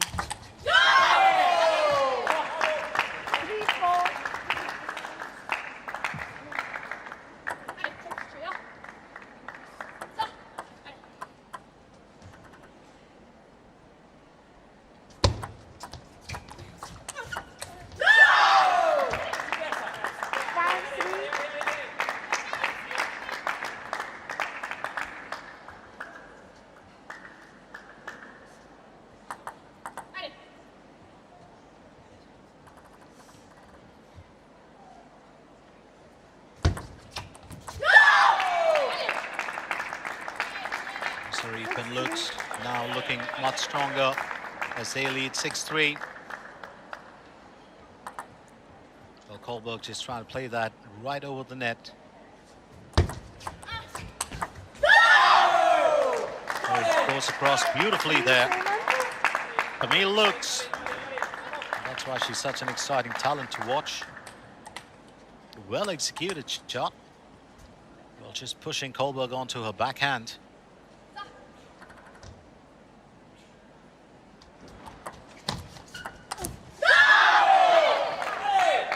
And that's not going to help in any way. So Zarif and Lutz now lead 8-3. Christina Kohlberg to serve.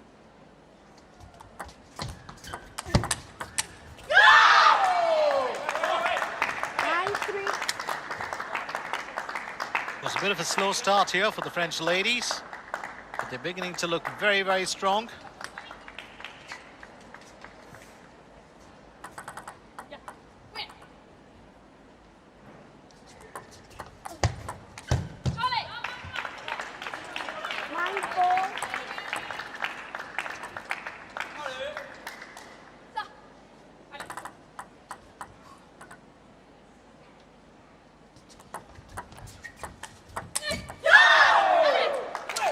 Let's make that 10. Well, game point here for the French team, or the French duo.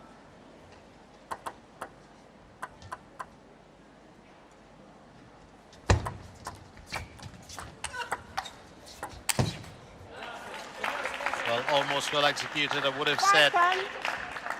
Just an error there on the part of Audrey Zarif.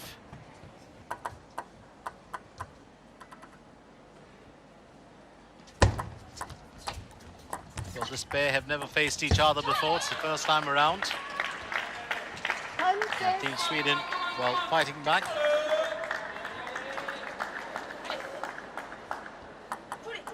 Audrey Zarif is right-handed attacking player. Linda Bergstrom, a right-handed defensive player.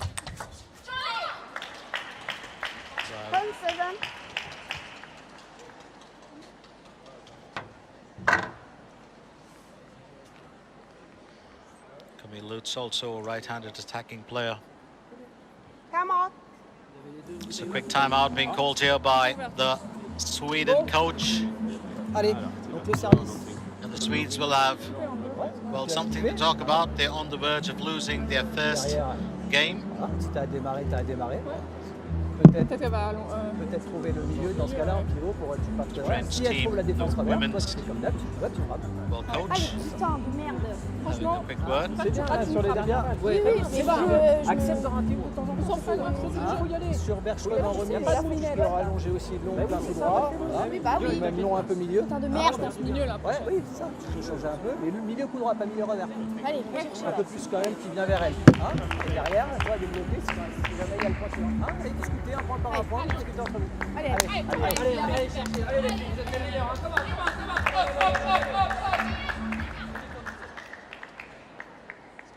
So interesting, well, bits and bobs being exchanged there, but it's Team Sweden who really required that timeout.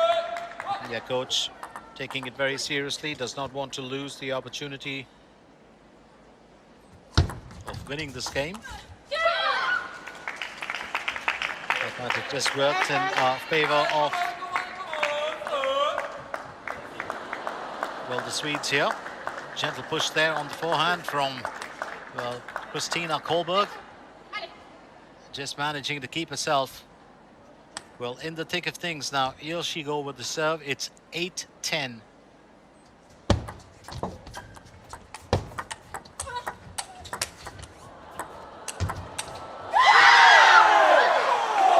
Ball and unpost error, you would think, and that should really work in your favor. So Team France claimed the first one. Absolutely well done here.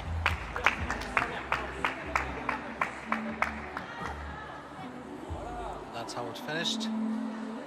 Lovely return from Kohlberg, and I think here's Bergstrom was just trying to get that back across the table. And wisely left by Zarif. It's a big sigh of relief for her as they claim the first one, 11-8.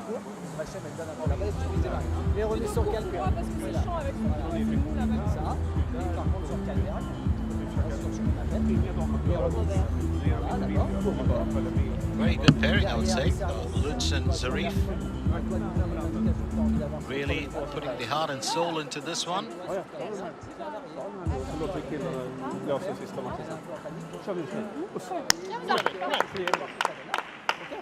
Allez, un point par un point. Allez, allez, allez.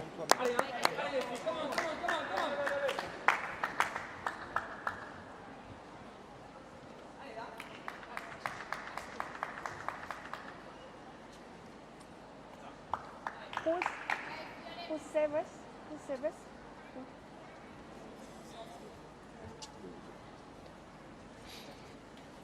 So the French duo winning the first game.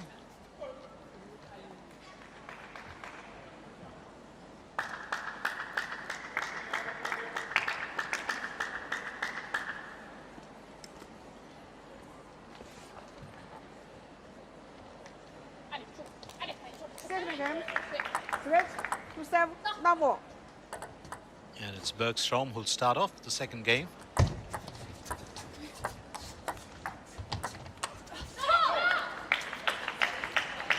That's a worthy first point for Team Sweden.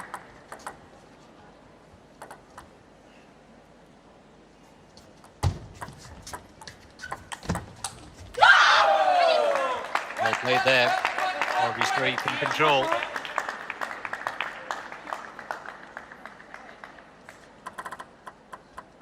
So 1-1.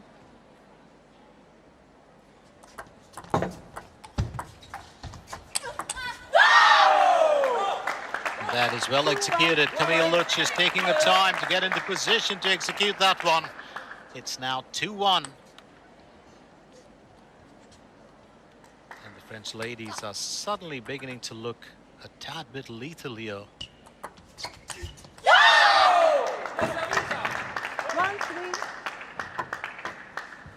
So it's 1-3.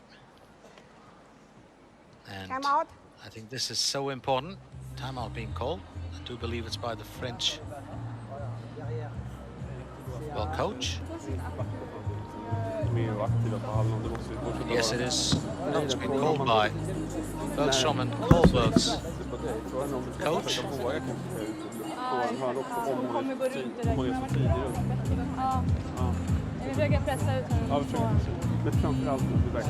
There's definitely a bit of a worry here for the Swedes. Because if they let the second game get away from them, it might just be, I'm not going to say a walk in the park, more like a jog in the park for, you know, the French duo. They've come in very, very strong here today.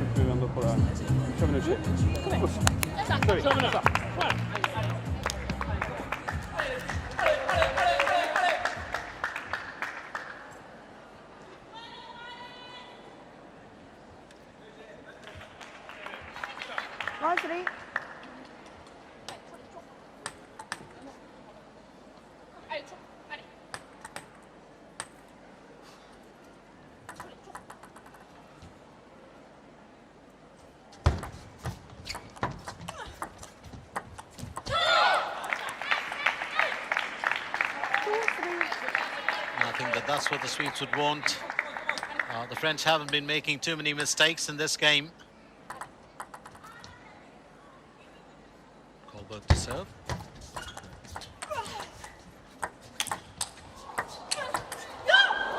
A lovely return there earlier from Bergstrom. A bit too much to handle. When it comes off the net, you would believe.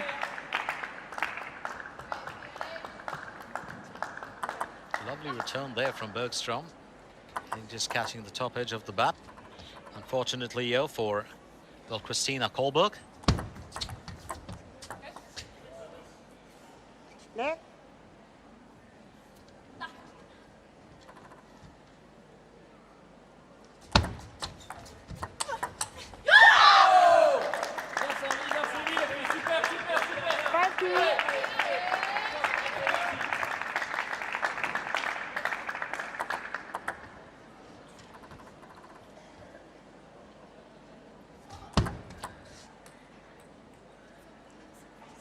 Below the table.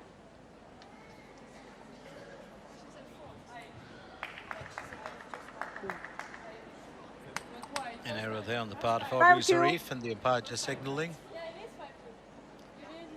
it to be below the table.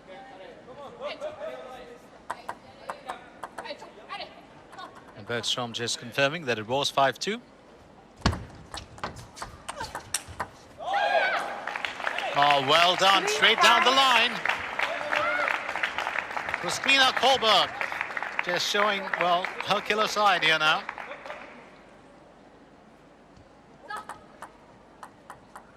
She's been very passive for most part of this event today.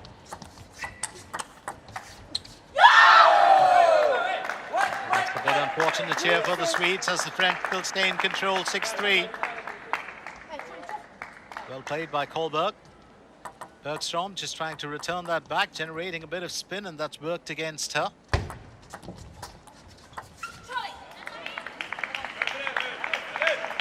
Well, you always talk about reflexes, and it's not about just reaching the ball, but it's about being able to play the spin and countering that move. You can either fall prey to it, or you can turn it to your advantage.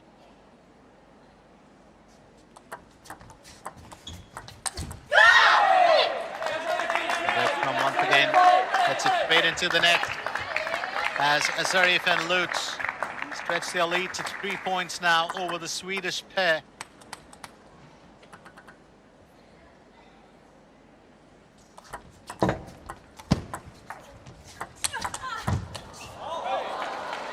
Interesting thing about Camille Lutz, she doesn't variate herself too much.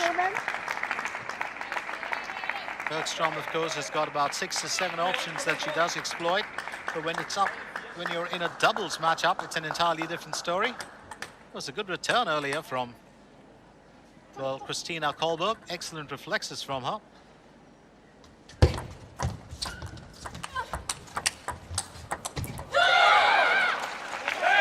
Just wanted to get that across, and that passing shot will work against Camille Lutz.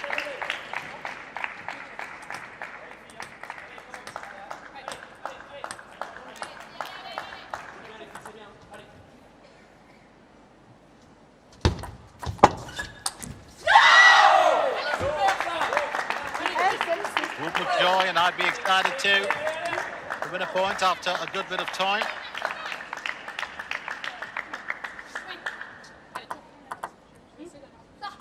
So 8-6 as Zarif will serve.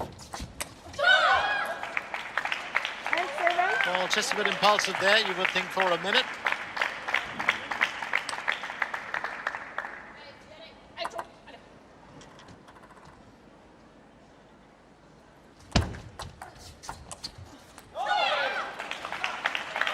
So it's 8-all, and that's a good fight back from the Swedes. Keep in mind the fact that if France reach 8 games first, they will have clinched this tie. They currently lead 6-3. Let's make that 7-3, given the one game that Zarif and Lutz have won. If they win this next game, and that's the reason why the Swedes are really fighting back. But the French duo still now a point ahead. 2 crucial points could end this affair for them. But if Bergstrom and Kohlberg can pull it and win it, it will be the lads who'll get on for the doubles. So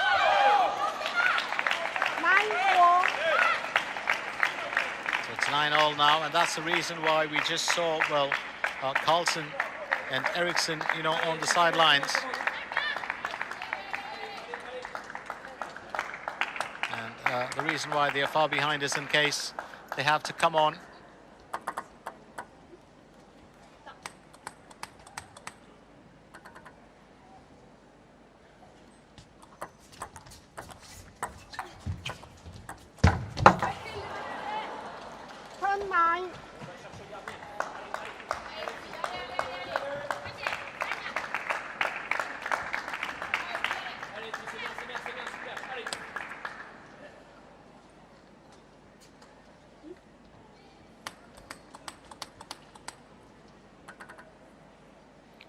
We were just running through the comments, and I do have my namesake in there, Glenn. And that's what a win that is. Zarif and Lutz, well, really clinching the tie. 2 straight games for them. Bit of a late fight back coming in from, well, Christina Kohlberg and Linda Bergstrom. For the French duo reigning supreme, that is wonderful play by Zarif and Lutz as they clinch the tie for Team France, who will win it by 8 games. And this is how it all played out. Well, Bergstrom just getting that, well, beyond, well, her destination, and that's pretty much what, well, ended it all. But unfortunate here, I would think, for the Swedes, but they did put in their all. Let's not forget they had a great day yesterday, but today it was the day for Team France, and Zarif and Lutz win it over Bergstrom and Kohlberg, 11-8, 11-9. They've reached, well, those 8 games, and that's the playing format. the team that reaches 8 games first will clinch the tie. So in this session, here's how it ended. Camille Lutz and Esteban Dor got the better of Kolberg and Carlsen 3-0. Then Audrey Zari fell to Linda Bergstrom, love 3. And then Thibault Poré won it to Anders Eriksson, 3 love. And then, of course, that 2 love finish in the women's doubles. And it pretty much, well, ends it all. I was just reflecting back on my man Glenn, who's also, well, you know, watching the action. Big shout out to you, buddy. Well, just heard about the comment wisely left, and I do believe that because players have the opportunity to reach out for everything. But having said that, so this was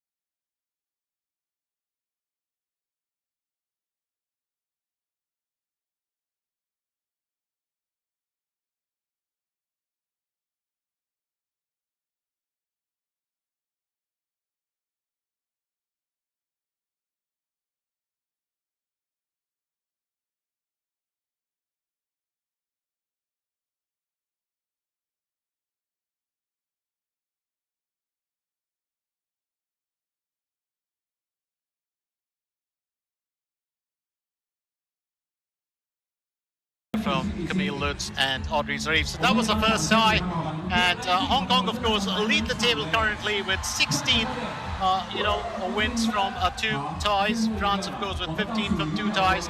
Sweden have got 11 wins from 2 ties, and Canada 2 from 2 ties. So that was pretty much it for this group. We'll get back later on, well, in the day when we get back to the next group, and that'll be Japan facing off with Egypt in Group 2. So till then, of course, it's time for me, Glenn, to shut shop just for a little bit, but I'll be back again for the next session real soon. So don't go anywhere. We'll leave you with a few highlights of what was the tie between France and Sweden.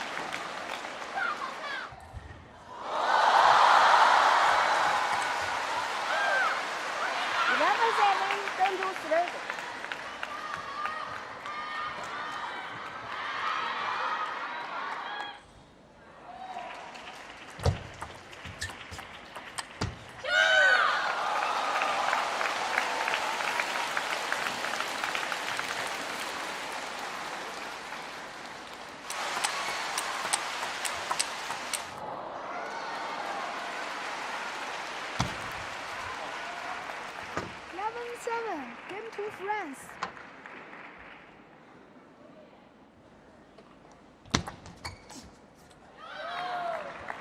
7-6. Game to France.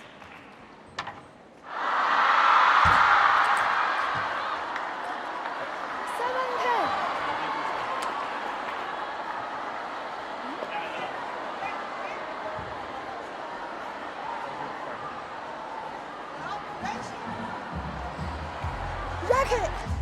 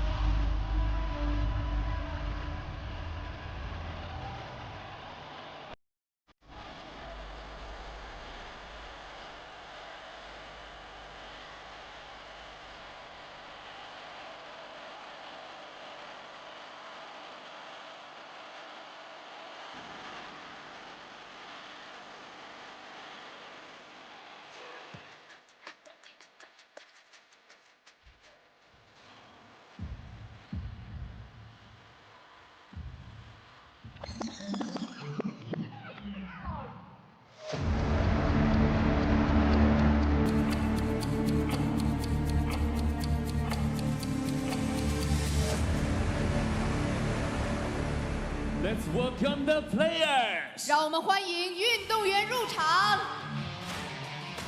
Table 1. 1号台， Team Egypt. 埃及队。 Team Egypt to make their way on as they get ready for the second tie in the evening session. They'll face off with Japan, who are pretty much a powerhouse in the world of table tennis. It will be very, very interesting to see how well these two teams face up against each other. 日本队。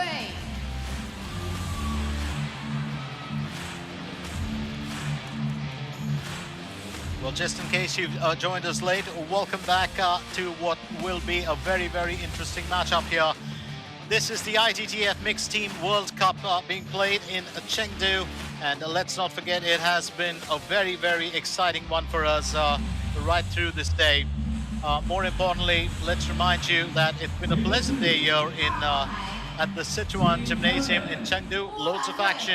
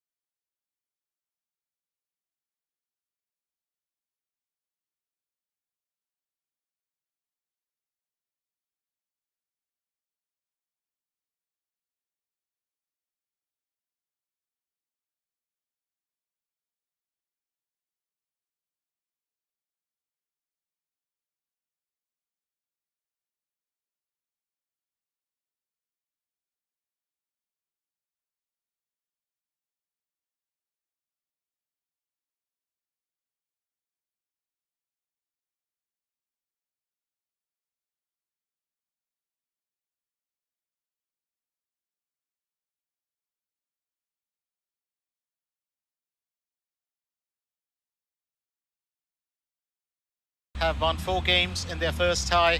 Germany have won 3 games in their first tie. So interesting matchup here. And it will be interesting to see how well these teams will finish off. Badr Mustafa just getting a bit of hydration first.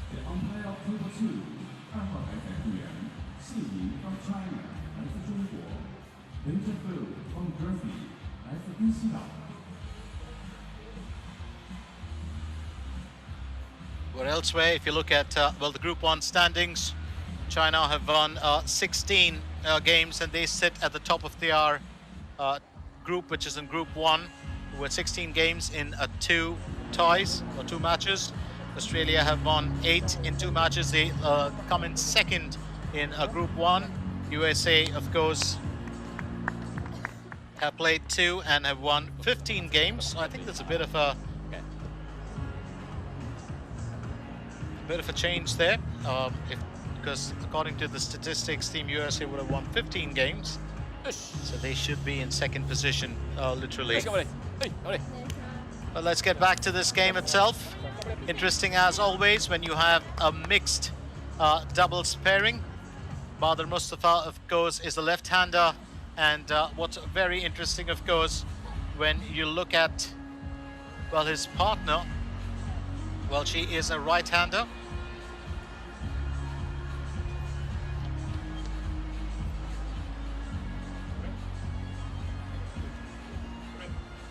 And that's Yahia Allah. Well, this pair, or, well, the two teams or the duos have never met each other before.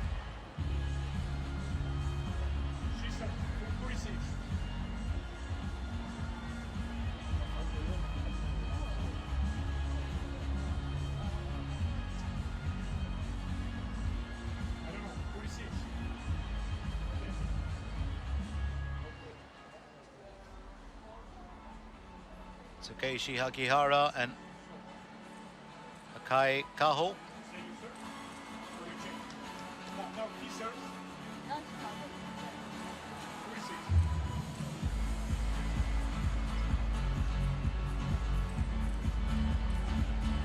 All the officials. We're just confirming the names.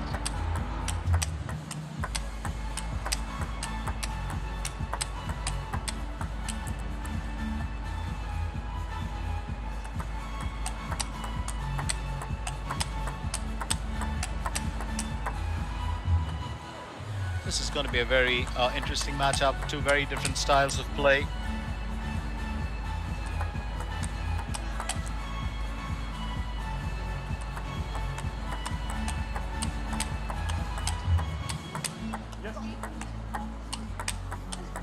Svetozar Ristov is our umpire.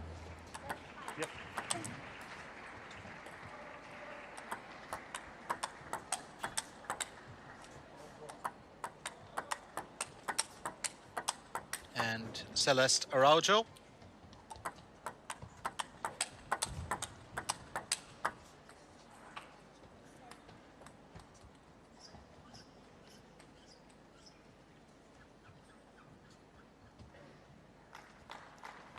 So as I said, two different styles of table tennis entirely. A team Egypt and a team Japan.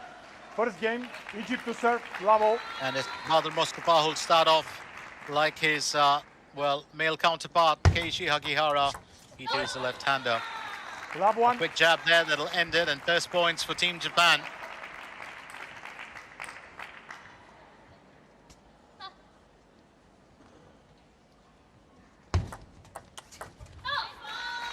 Two lap.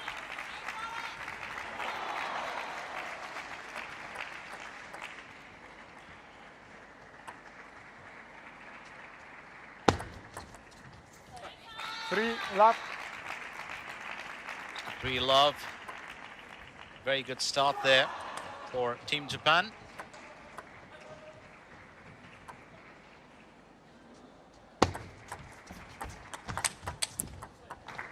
One, three. And first points on the board for Team Egypt. Well done there by Badr Mostafa.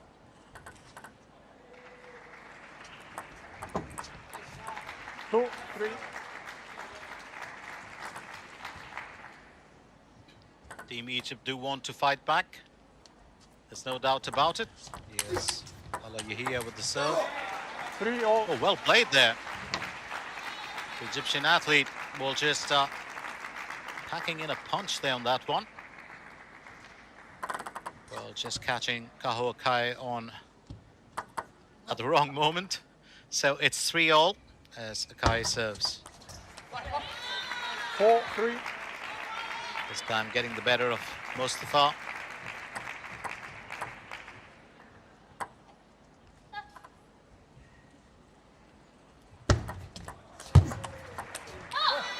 Three, five. That's going to catch Hagihara. Just a bit of a sting on the neck, I do believe. Oh, it's on the chest. Almost hit the colors.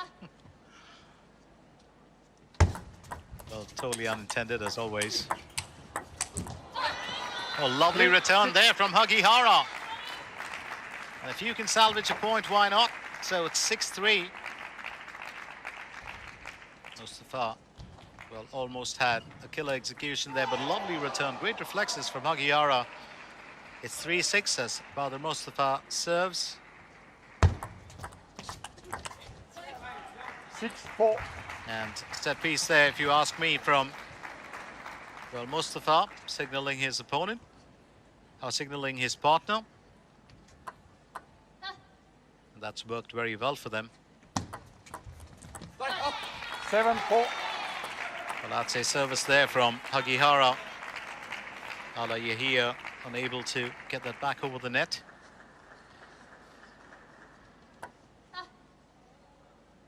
That's the wonderful part of doubles, isn't it? It's always, well, a set piece that you're looking at from, well, the partners. There's so much of strategy involved that's different from when you're, well, playing for yourself or you're playing in a singles game.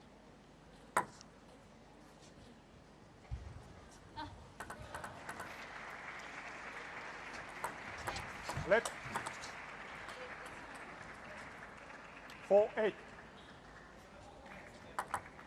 Serves again from Ala Yahia.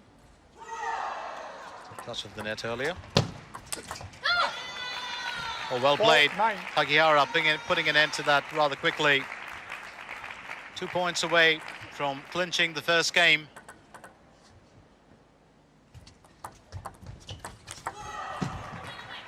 And this time, Badr Mustafa with a very, very worthy reply.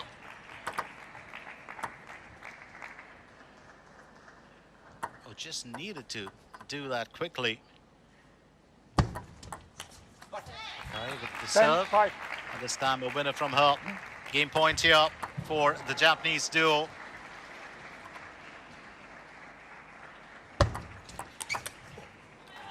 Six, 10.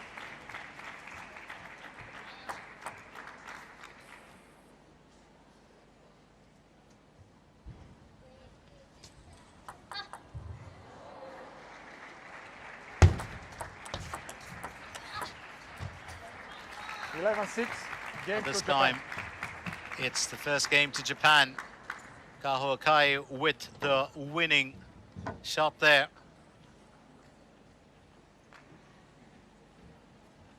Good bit of backhand spin from her. And just getting the better of the Egyptian duo. So the first game claimed by Team Japan as they lead 11, as they finish 11-6. So interesting to see how well Team Egypt can bounce back. Egypt claiming 6 points in that first game. They had their moments. They had some very, very convincing moments. So while the water break, well, is done with, let's very quickly remind you that we are coming at you live from the Sichuan Gymnasium in the heart of Chengdu. It was a very pleasant day when I got in here, about 16 degrees Celsius. Not really, about 63%, 64% humidity. But inside here, of course, it's absolutely cool. It's an iconic stadium now. It's the second time that the ITTF Mixed World Cup, well, is being staged here. It's almost like saying, you know, the teams are coming home back again for this event. And that's what it is. So we get on to the second game. Remember, this is the second tie of the evening. Earlier it was France that got the better of Sweden. As, well, they put on a very, very commanding performance. Second game. Now, will it be Japan to serve. A fight to the finish here for these two? Or will Japan dominate? Your guess is as good as mine.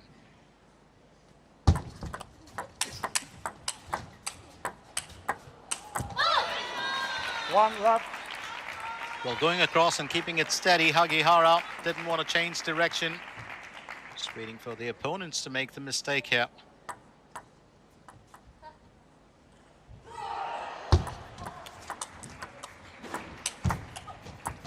Left 2.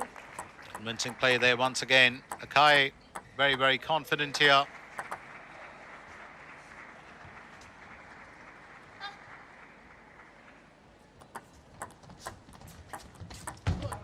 One, 2.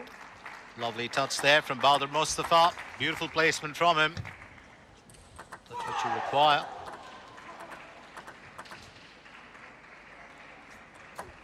Let 1, 2.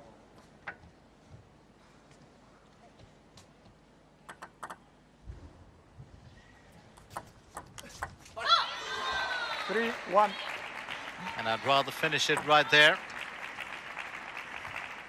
That's exactly what Hagihara would believe. Well, lovely flick there. Just putting that beyond a reply from the Egyptians. 4, 1.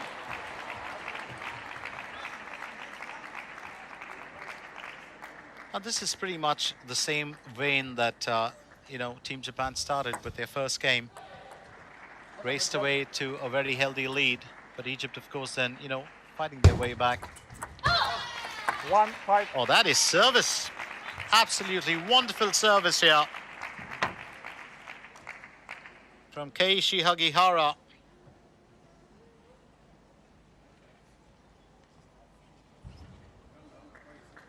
And things aren't going the way that he would have planned it for, well, Badr Mustafa. Having said that, Team Japan lead by 4 points.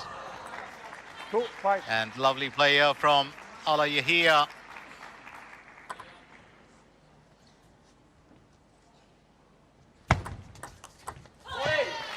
6, 2. the high toss won't always work to your advantage. I think Akai just planning that really well, putting it beyond the reach of her Egyptian counterpart.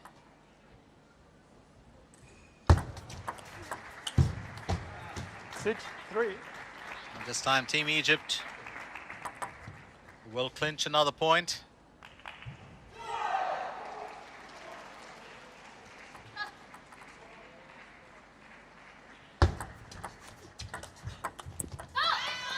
Three, 7.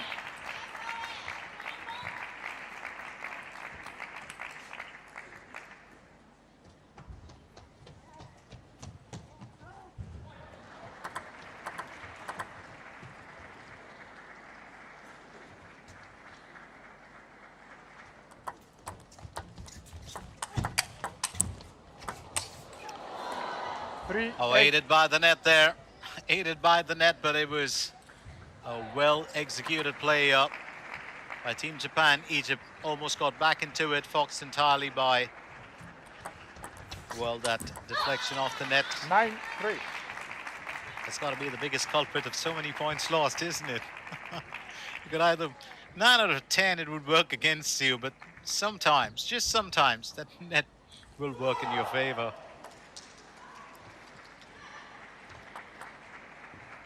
They raced away to a very quick lead. Gihara serves. 10-3. And on the verge of claiming the second game here, as it's game point for Akai and Hagihara. 10-3. Keishi Hagihara serves. 11-3. And that's done and dusted. Just backs in a good bit of spin on his serve every time. As, well, the Japanese duo claim. It's the second time that he's actually put Badr Mustafa into that position. And actually changing the serve this time, Mustafa trying to return on the backhand. So the first game clinched and the second one as well, 11-6, 11-3. One more to go for Japan to win this matchup. Or one more to go for Egypt to stay in it by winning the next game.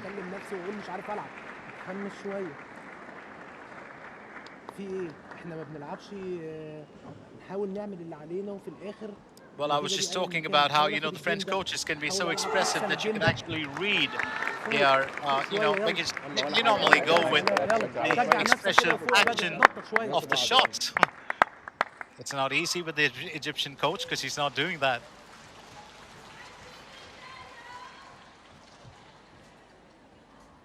Who will serve? Who serves?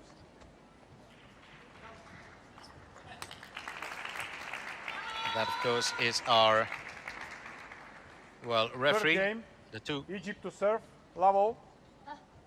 Svetozar Ristov. There are two Love 1. well, officials here. The other is Celeste Araujo, or Celeste Araujo.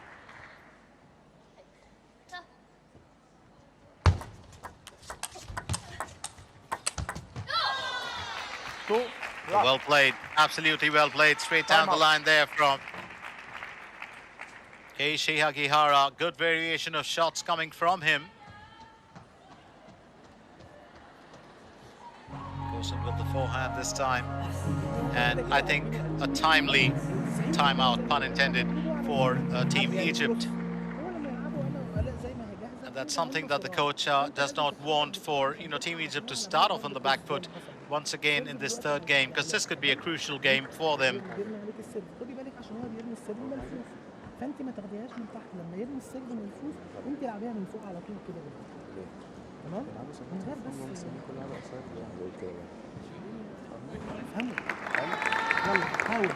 برضه ما تلعبوش السيرفات قصيره، هم مستنيين عمالين يلعبوا جامد، هاف لونج مثلا. خلوها تطلع بره سنه عشان ما يقلبهاش القلبه دي.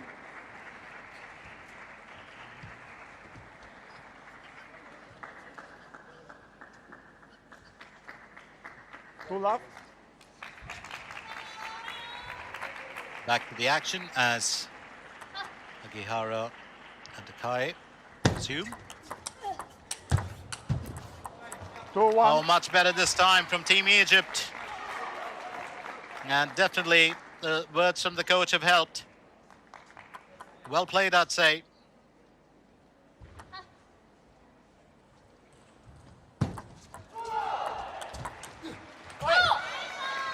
One, three. And that's a quick reply from Kaho Akaye as well.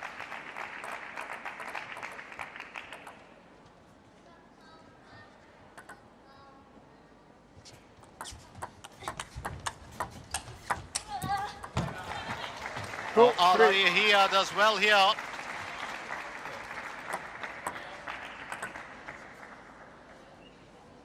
Just kind of try and wonder whether Team Egypt should have started off well, pretty much in that manner in the second game or in the first game.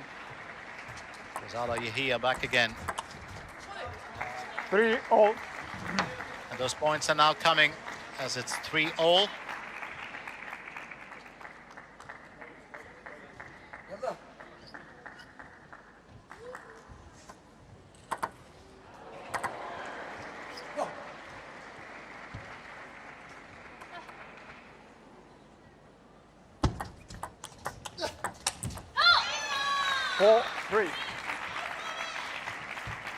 That's interesting when you think about it, isn't it? Team Japan just getting back into the thick of things, didn't take too long.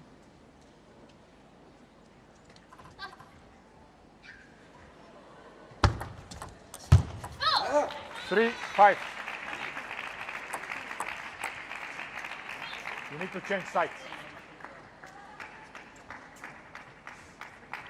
Just a reminder there that they have to change sides.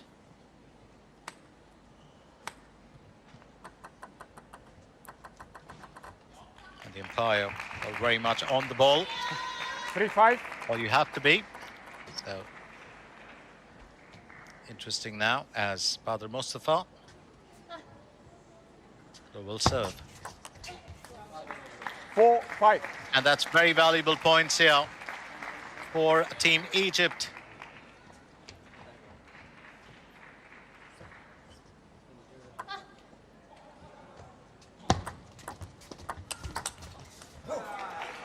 All.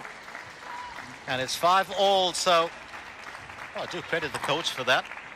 Coaches have a way, isn't it? They can read the games so well, then it's really left to the players and how they follow it or how they modify it or improve on it. Kai with the serve, and she's done well to regain the lead here for Team Japan. Remember, Japan are playing for this match in this game, and Team Egypt are playing to stay alive. 5-7.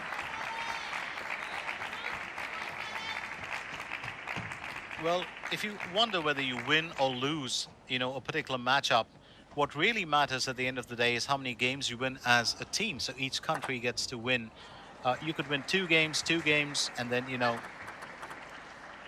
3 games and 1 game, that kind of thing, and you could actually 5-8. still win the tie as long as you're the country or you're the team that reaches 8 games won first. Mustafa putting that into the net, and this time unplayable.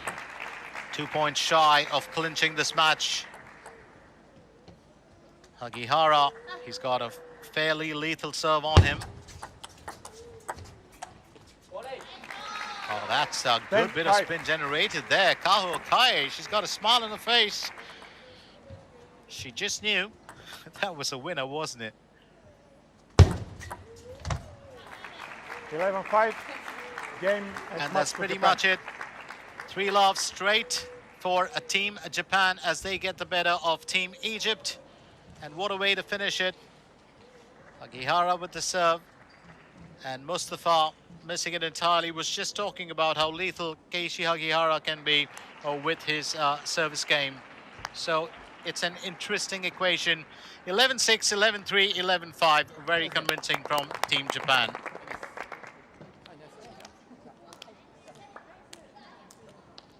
Well, just a last-minute burst of energy from Egypt. Up next, it's Marwa Al-Hudabi as she takes on Rin Mende. That's going to be an interesting battle as well.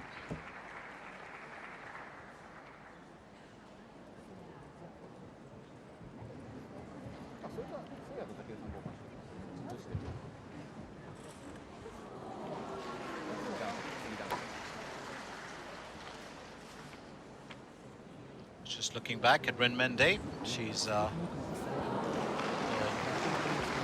ranked 16.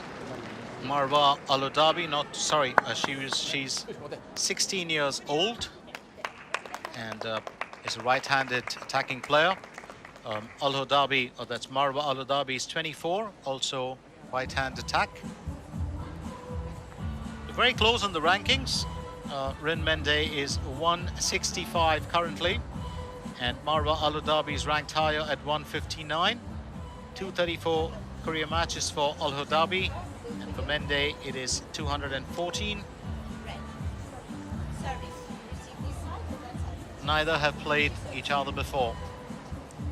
This time it is Celeste Araujo who'll take the main umpire's chair and keeping the time. And the other official, of course, is Svetozar Christo.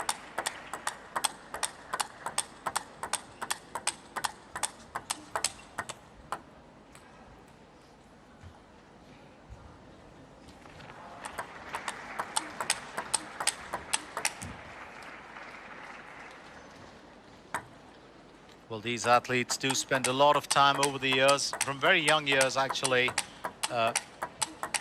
while practicing, training. They have constant sessions. Oh, I do love that. Absolutely. Well, charming, well, ball boy sitting right behind. And they do bring such a bit of joy. You know, sometimes we talk of unsung heroes at these events, and there's so many of them. There's the producers, there's the editors, you know, you have the... well, you know, the officials themselves, some of them, more importantly, the cameramen. We always neglect them for those wonderful shots that they give us. And then you have the EVS. So you have so many unsung heroes in there, and we often forget in table tennis the ball boys who are there. Those little guys who, of course, go on to become future table tennis players as well. But what a joy to watch them, because there's so much of joy in them just collecting the ball, and there's so much of passion in that. It's not like when you grow older and you know, it's not as exciting as being part of an event like that, and you're more interested in being at the table playing.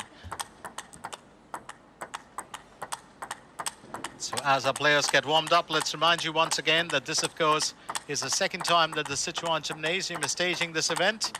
The first one, of course, was won by Team China. They dominated that entirely.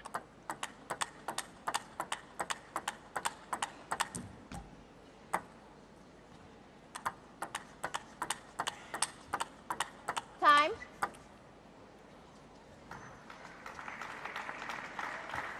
Just a reminder that the teams will have to get started. First game of the second match. Japan to serve. Level. And Japan will start off with Rin Mende serving.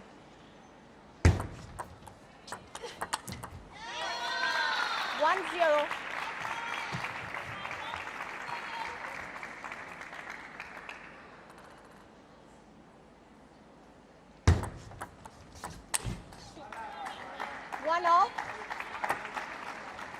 Well played by Al-Udabi here. Just kind of tempted opponent to go for the kill. 1-2.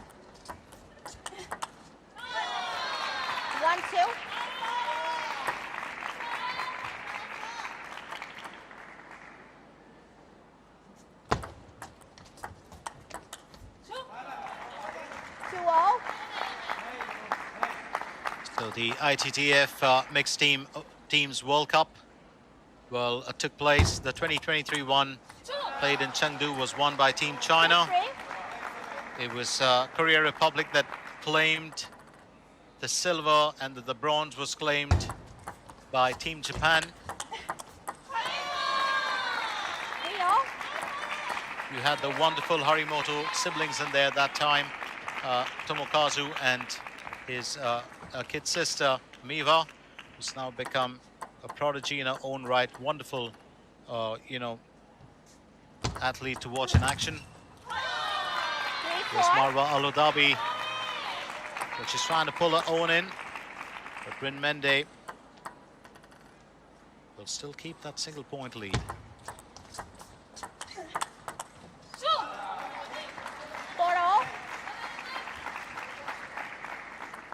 She's a fairly seasoned player, Marwa Al-Udabi.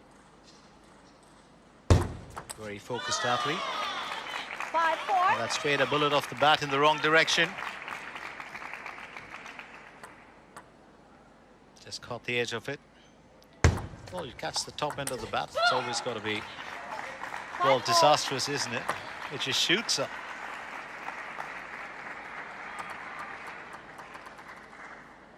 Al-Udabi to serve. 5-6.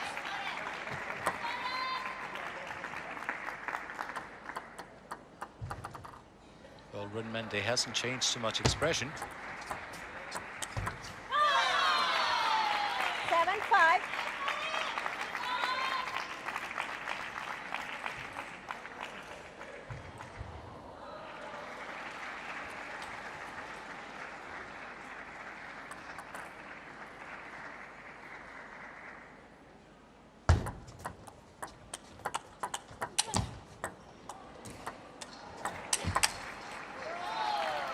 Well, that's net for net, isn't it?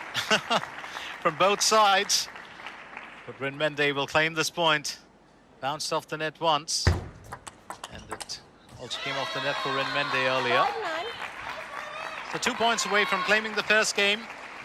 The Japanese, well, team member.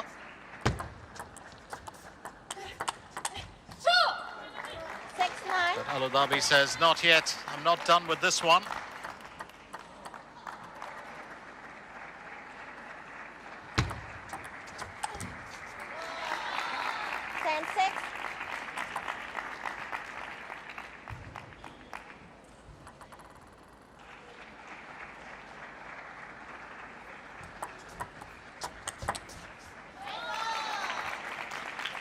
Game 11-6, Japan.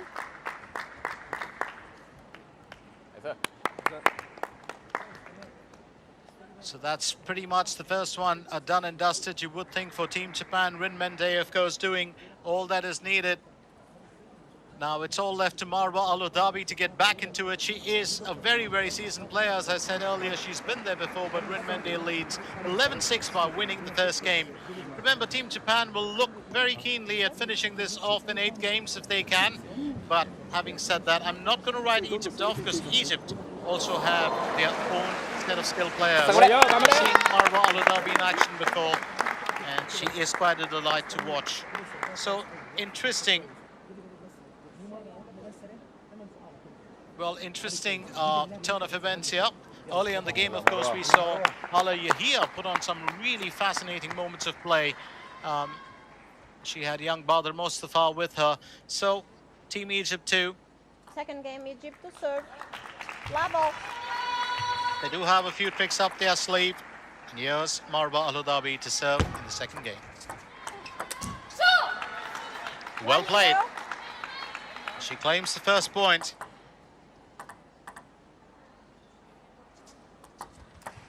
Let 1-0.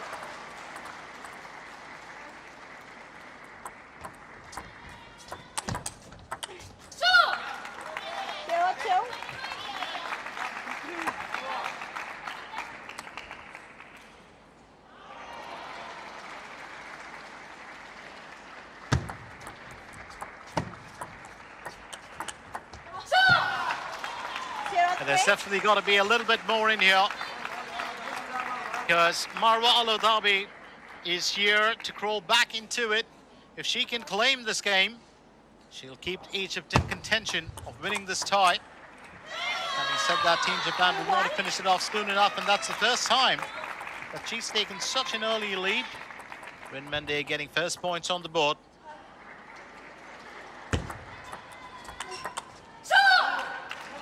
Lovely return there from Al-Udabi. She claims another point and leads 4-1.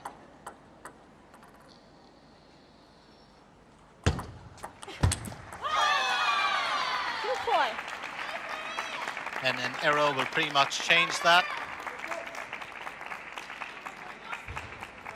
Lovely backspin there from, well, Rinmende.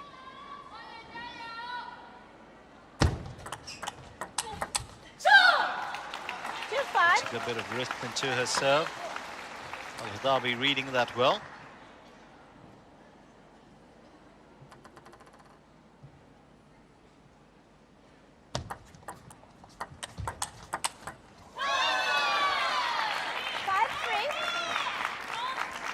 So that's exactly what you require. You need to come back into it.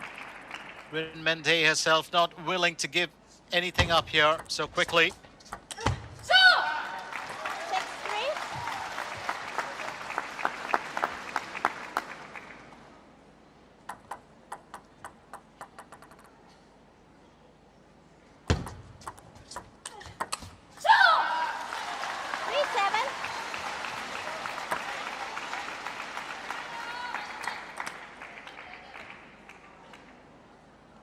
Well, in control of this game for the time being, and left to be seen if she can actually claim it. Remember, this is only stage 1 of the contest. We've got stage 2 as well that'll follow. Remember, the top 2 teams, of course, will progress. Let 3-8.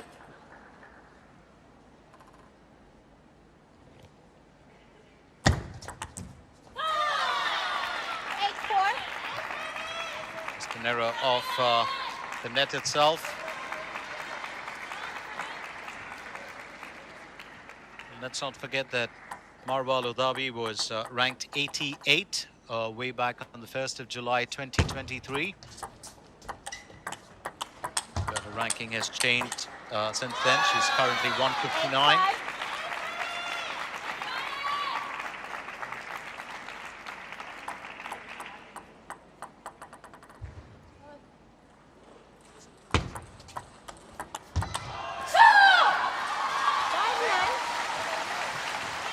Just keeping herself motivated. 2 points shy of claiming the game if she can hold her own here. The Egyptian athlete is on fire.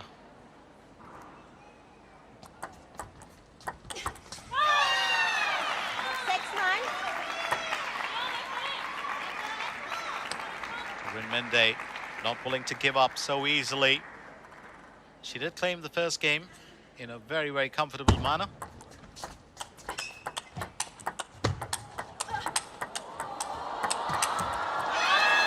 Oh, that was going on to be such a wonderful rally. Rinmende will claim it. Now 2 points behind her opponent. Well, does rely a lot on her backhand. That's a great strength for her.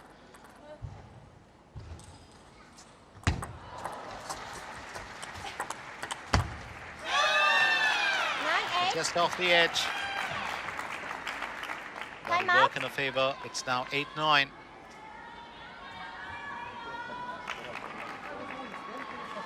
Well, there have been times when I've seen, well, you do see players as we get through that timeout called by the Egyptian coach.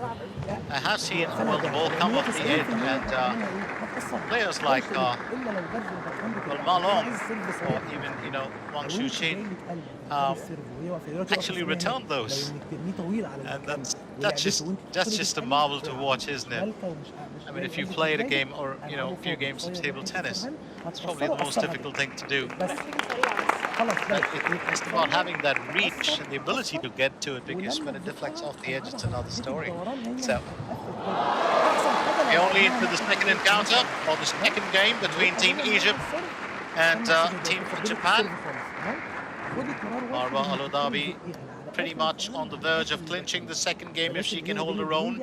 And I think the timeout was called because Rinmende pulled in this point pretty quick to close in on her opponent.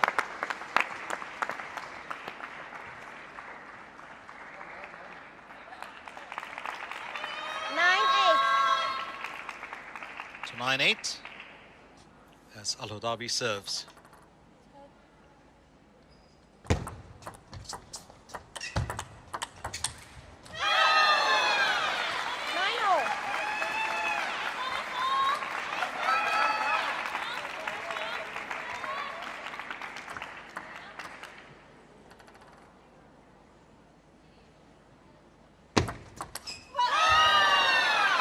straight off the edge again, and Rinmende takes the lead.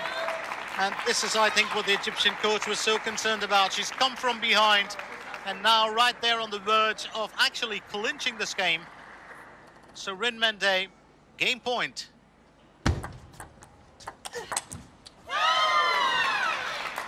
And that's got to be such a shocker, isn't it? Marwa Al Dhabi ruled this game right till that 9 points. And then her opponent just closing in on her and taking it away. And more power to Rinmende to win this one 11-9. She was quite a few points behind, so it's 2 straight games for the Japanese athlete. And Team Japan also have 5 games in the bag in this tie.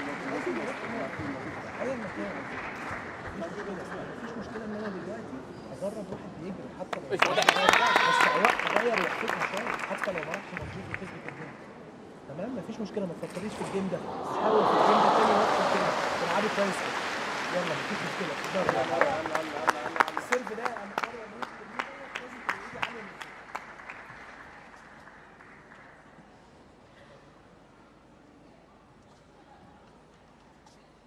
Crucial game here for Team Egypt. Third game, Al Dhabi has to fight strong. Level. Well, she almost drew back into the contest in the previous game. 0-1. And the net, of course, coming to her aid. So Marwa Al Dhabi will accept that gracefully. And Rinmende will get her own back with that same obstacle, the net. So it's 1-0.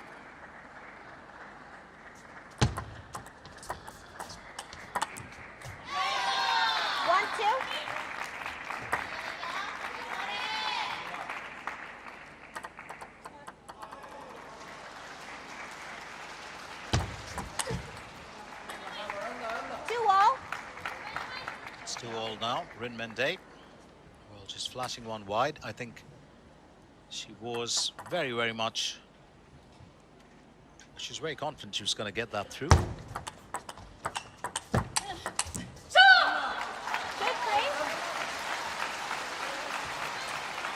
What I do like, of course, is that, well, the Egyptian athlete does play with a lot of spirit. And that's what table tennis is about, isn't it? It's that never say die attitude. 4-2. That's going to work in her favor as well as she leads 4-2.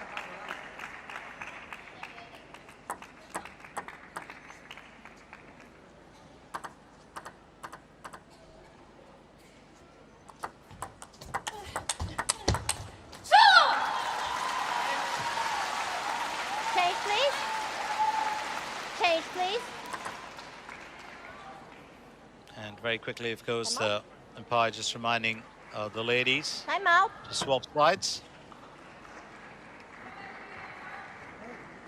And a timeout being called as well, and this time I do believe it should be by Team Japan.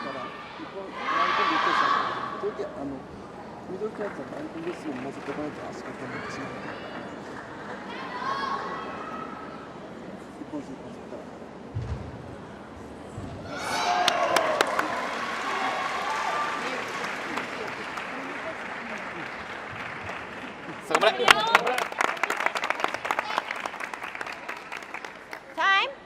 Few words there for Rinmende from her coach. And I think that's very important because, well, she was dropping points, but she's the kind of athlete that has the kind of well, player that has the ability to get back into it. She did that in the previous game. Well played by Marwa Al Dhabi. Just about what she did in the previous game. She did control it till she reached a certain point, and then just that change.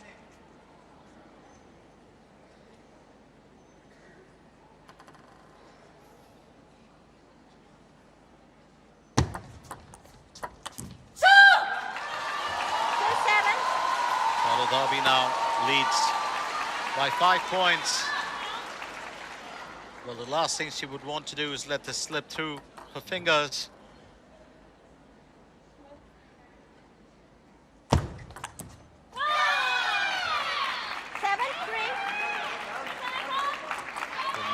She just has that amazing serve.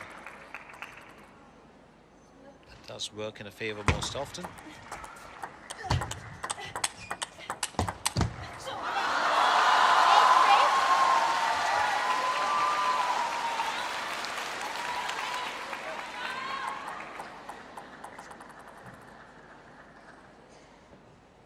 Looked like there was a slight deflection of net there. Aludabi now ruling. And I do believe the coach is saying keep that momentum going.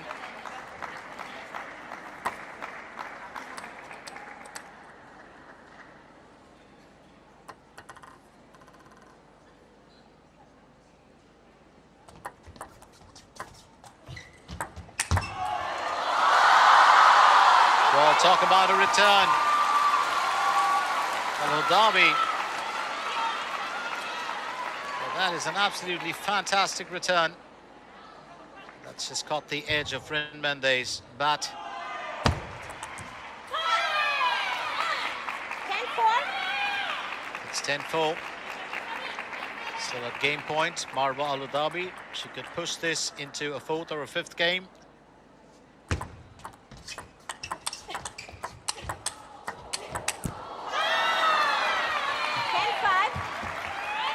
Those errors will be very expensive. She's still got a bit of leeway. I think her coach is just trying to reassure her. Keep it cool. Don't be in a rush. And Rinmende will take that advice as well.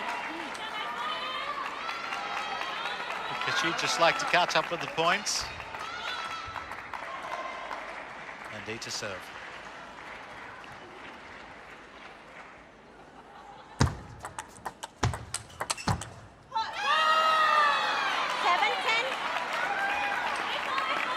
So 7-10. Rinmende fighting back now. Neither of these players have won any titles this year.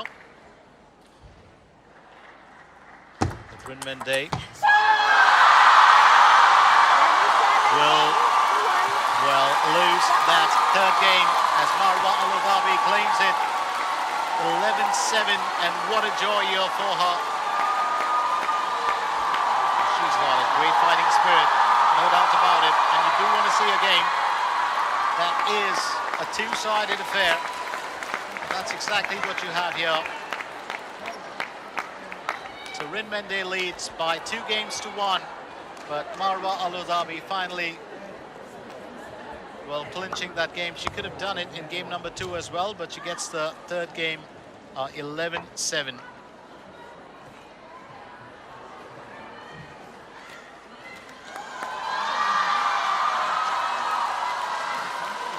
So just looking at it, Team Japan, of course, have 5 games in the bag. Now Egypt have 1.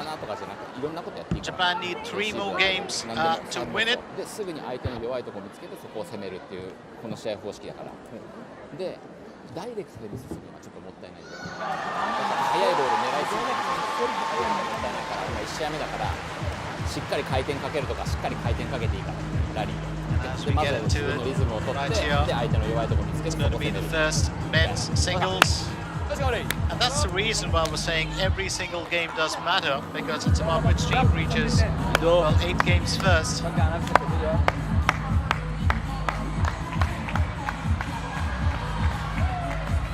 So 5-1 as it currently stands, and getting ready to come on now. It's going to be the men's singles.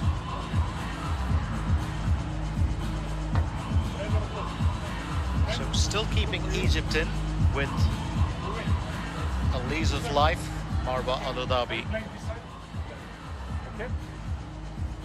Well, even with Rinmende, well, getting the better of her.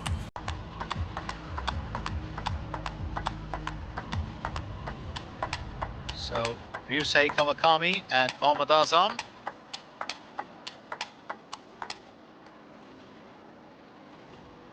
Will go up against each other.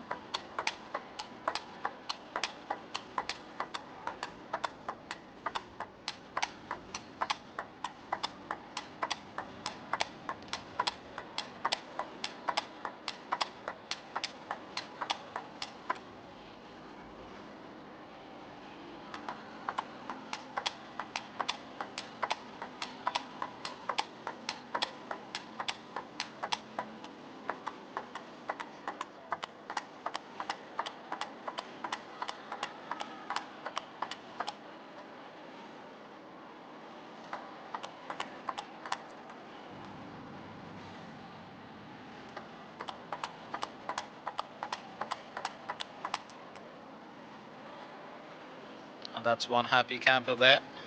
Marwa Al-Adabi.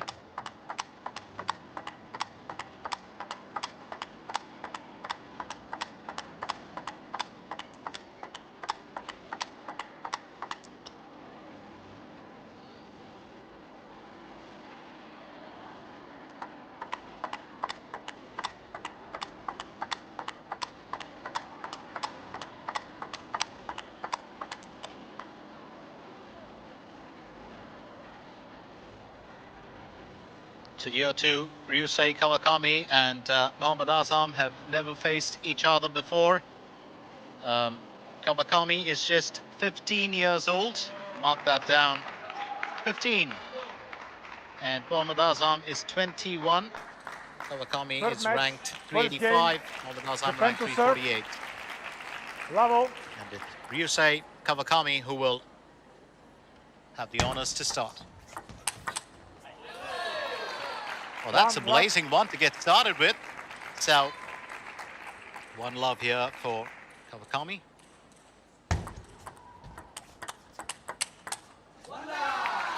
1-1. Let's make that 1-all.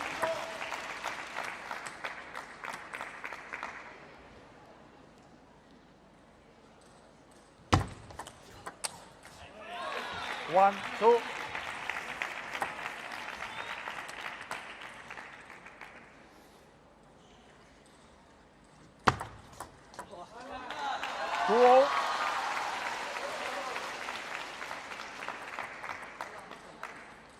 Kawakami's career best ranking was 356. He was a finalist in the 2024 Asian Youth Championships in Chongqing, China.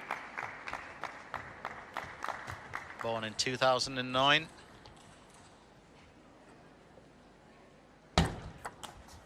Just had a bit of a steady rise.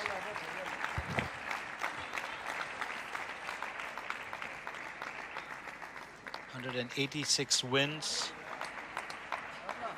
and 55 lost in career events out of 241 matches, sorry. He's played 24 events so far. In the current year, he's played 10 events and 106 matches. 90 victories and 16 defeats in there for him.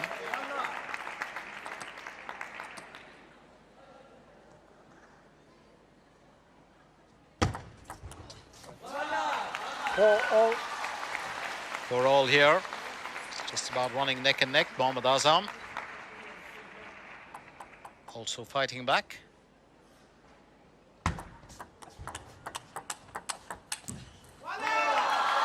21 years old, Mohammad Azam. No title to his claim.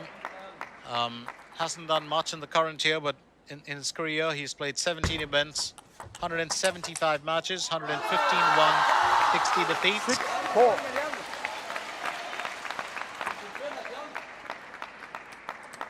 So that's pretty much a 65.7% win record for him. Azam leading 6-4.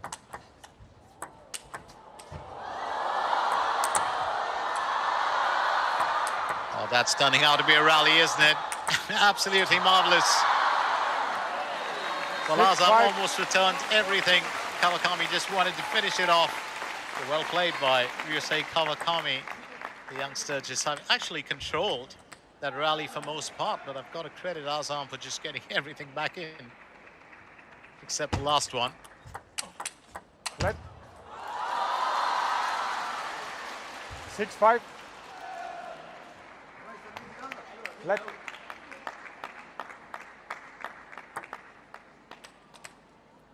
And service again there from Mohammad Azam. The umpire calling. There's the net. Well, that is service. 5-7. He can still claim that point. So Kawakami now 2 points behind.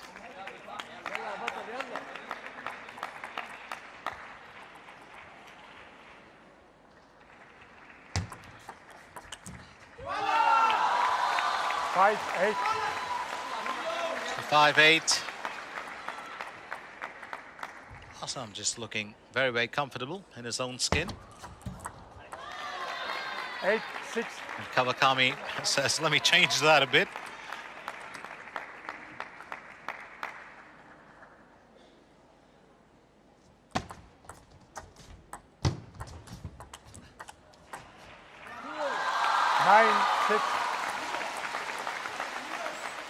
So 2 points shy of claiming the game here, Mohammad Azam.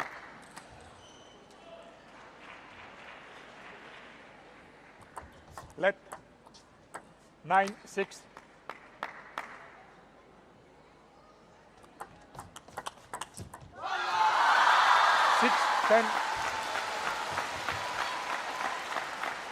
And that's pretty much game point here for Azam.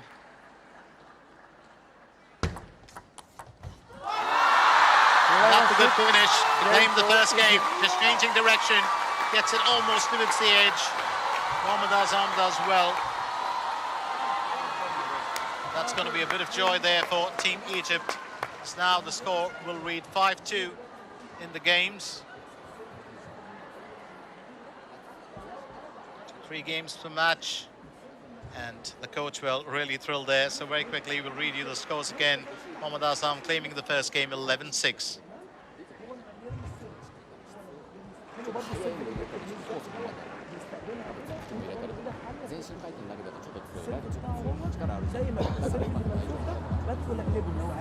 If you were expecting Japan to just walk through this 8-0, it was never going to happen. Just looking back at Ryusei Kawakami, and you think he's just about 15 years old. Just trying to think, what did I do when I was 15? Didn't play sport, you know, at a professional level, probably school, high school, and then college. Time. Was more concerned with what was the latest cycles back then and how things have changed. There you have young Kawakami representing his country. Don't forget Miwa Harimoto, such a wonderful player, great athlete. Watched her at the start of this year in the World Championships. Second game. Absolutely top-notch stuff from her. Level.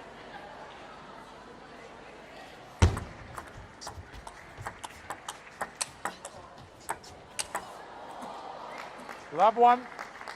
Will actually serve that up for the kill on a silver platter, and no way Kawakami was going to let that go. But he's back in it. 1-1.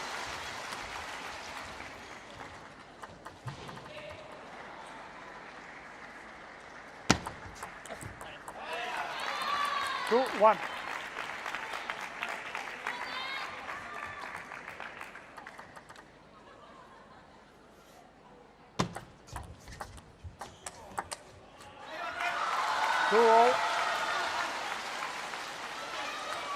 Azam just staying in the loop here. You've got a ton of fans, you've got a ton of, well, athletes from other teams 3-2. who are in the stands.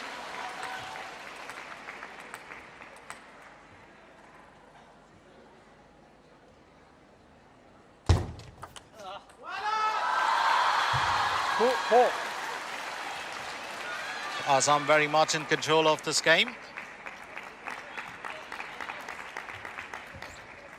Well, there's also a good bit of experience on his side. He's 21. Having said that, Kawakami would have played a ton more matches probably.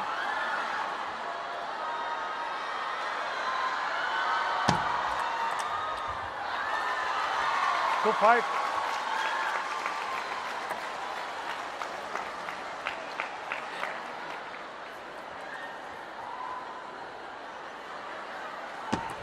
And that's absolutely right. 15 years old. He's got 243 career matches. Ryusei Kawakami. Azam has 179.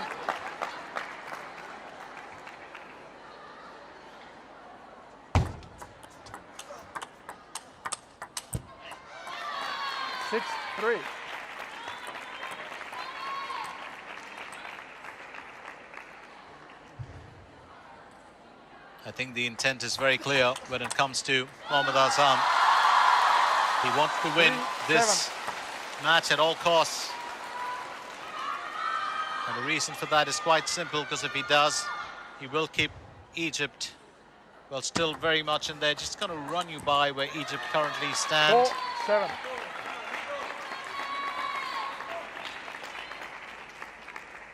So Egypt are currently in third position. Japan at the top, but that could change if Egypt win the tie. 7-5. They have won 4 games so far, are getting into this tie. That'll change after this, of course. Japan, on the other hand, won 8 and lost 3 games. Poland won 8 and lost 4 games, which is why Japan sit at the top of Group 2. 8-5.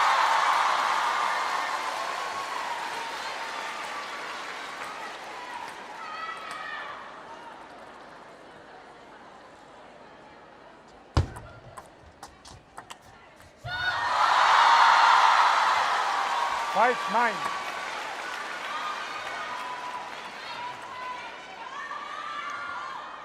So 2 points more for Mohammad Azam. Let 5-9. Kawakami will have to serve again.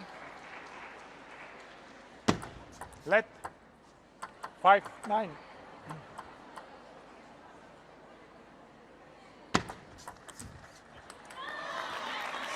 Well, was really looking to get that serve right, and that's worked for him. Third time lucky, I'd say.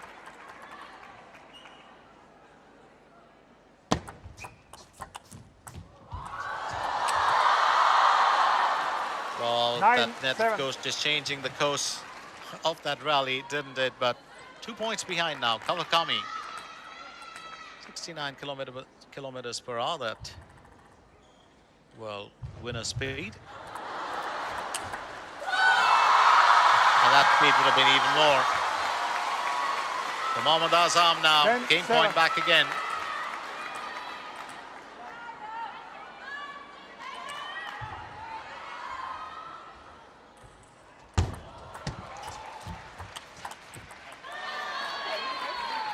Kawakami is one of those contenders who won't just drop the bat.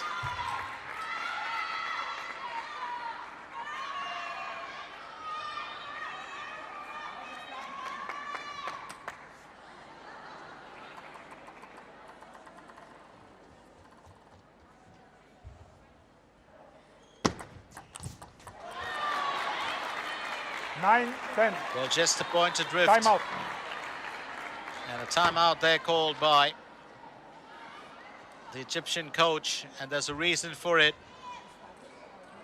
Well, so close to winning that game. I think a few errors on the part of Mohammad Azam, and I think the coach is trying.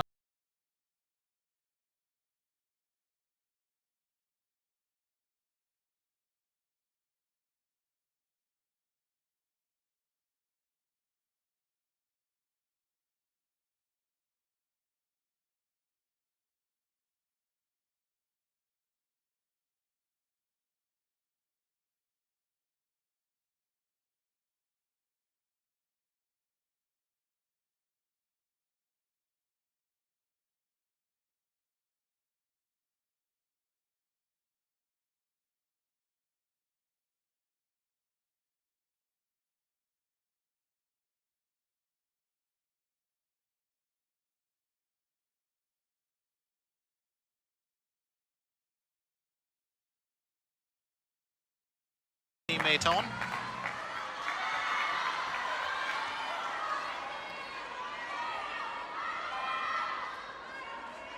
Nine, 10.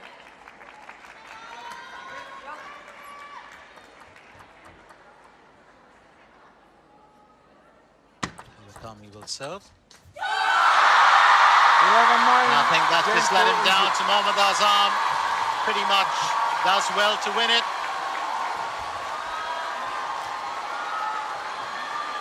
So 2 games in a row, and he's certainly, well, helping Team Egypt here.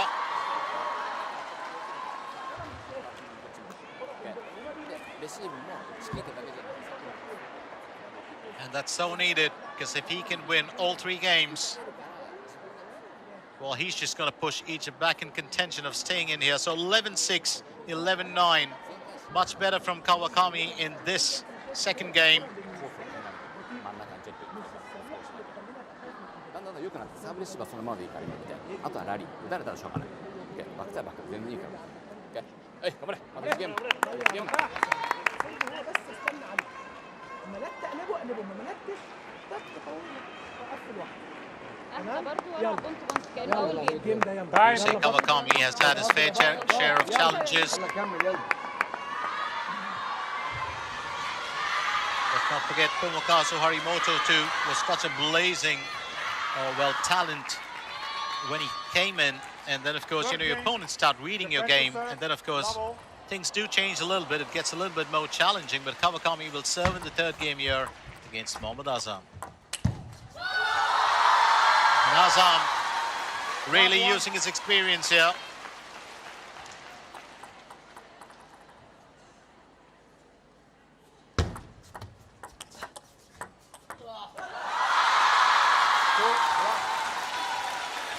Good variation from Azam. It's not that he's doing anything spectacular, but he's just playing it intelligently. He's actually looking for those weak points that Kawakami has. Kawakami does rely well on quick pace.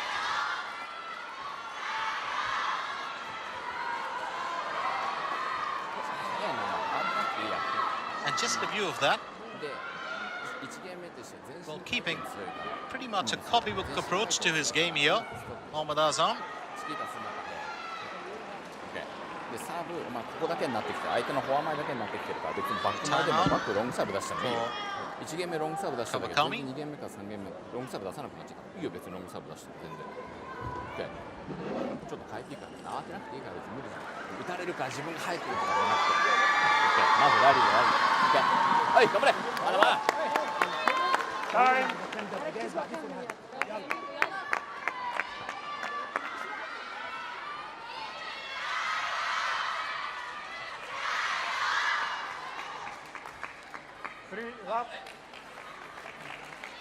So Azam leads 3-love in this third game.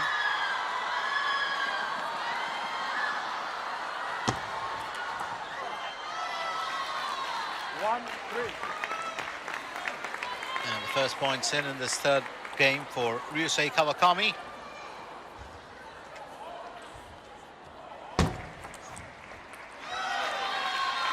Two, three.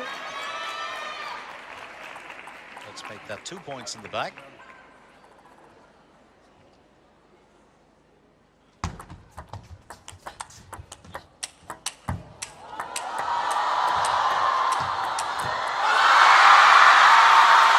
Azam will win that rally. 4-2. Picture there from his teammates. In normal circumstances, you're always going to turn around and say that Azam's 21 and Kawakami is just 15. Having said that, sometimes 29-year-olds get really decimated by 16-year-olds. It's all about that day, isn't it? But here, Azam definitely using his mind in this encounter. There's no doubt about it. You can tell that he has been very, very selective with his shots. 5-2.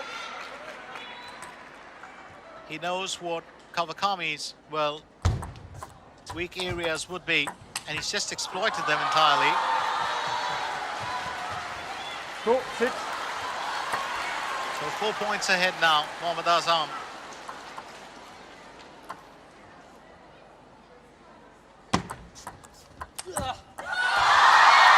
And the tide is certainly turning against Team Japan for this encounter. But what a joy you're for. Well, I'm just going to say what a joy you're for Team Egypt. To fight back. 8-2. Now 3 points shy of clinching this match.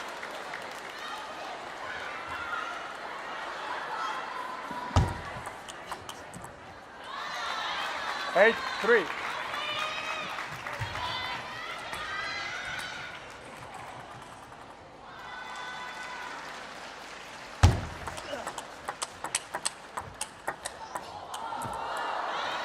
Four, 8.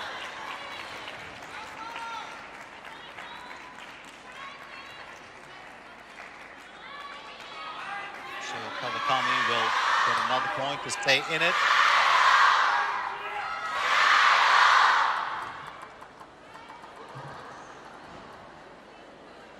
Just getting it to move a lot more flatter. 5, Well played 8. by Kawakami.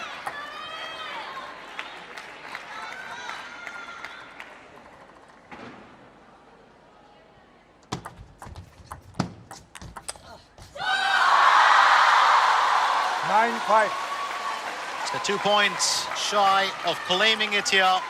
Mohammad Azam, it's been a good performance from him.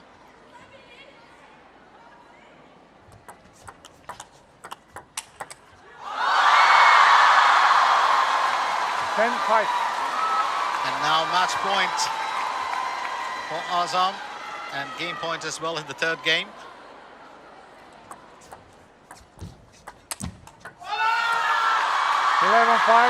Game and match. And that's pretty much it, as Mohammad Azam will finish off and keep Egypt still sailing in here. Kawakami goes down in 3 straight games, but what an event it is for Team Egypt, and a bit of joy for them as well, a morale booster so needed in this encounter.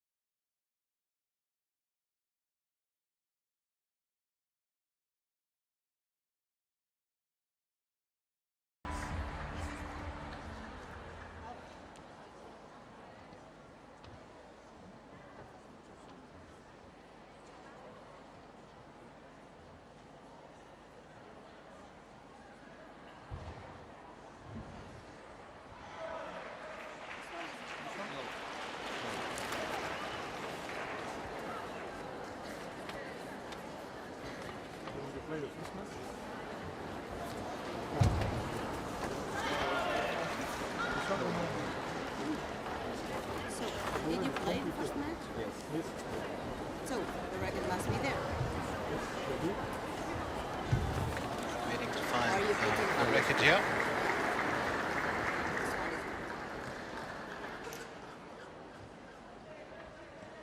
Aguiara, they're playing it earlier.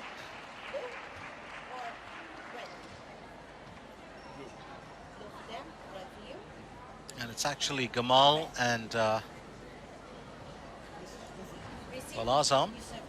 He's got Mustafa's jersey on.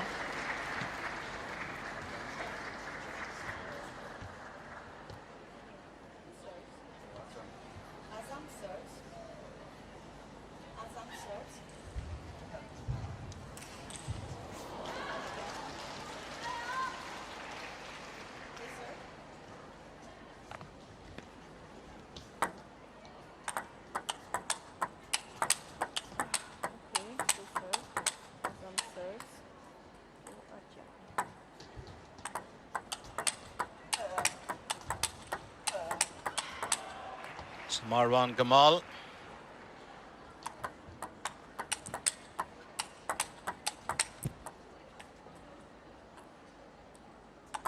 He's got Badr Mustafa's T-shirt on, and it's Keishi Hagihara with Yuta Tanaka.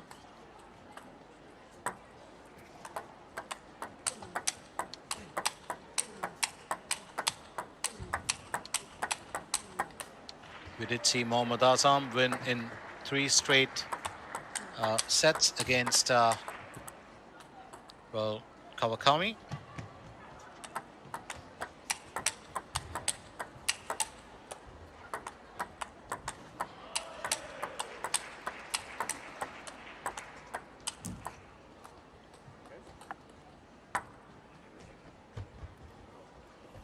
Hagihara, left-handed attack. Yuta Tanaka, right-handed. Mohammad Azam and Marwan Gamal both play right-handed. First game of the first match. Egypt to serve. Level. Azam just finished and he's just restarting. So here it is. 0-1. So it will be Japan to get started with the points here.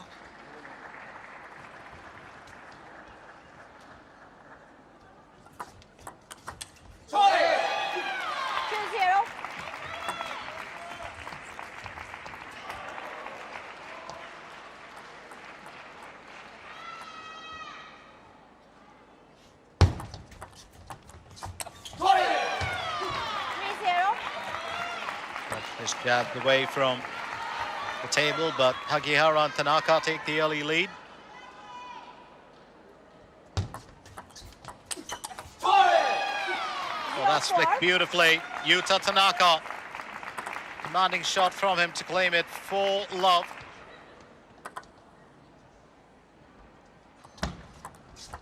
Sorry. 0-5. Very interesting. 5 straight points in the bag. Gamal to serve. Well, just that pace factor, Hagihara. Fabulous execution there from him. Perfect placement for that as well.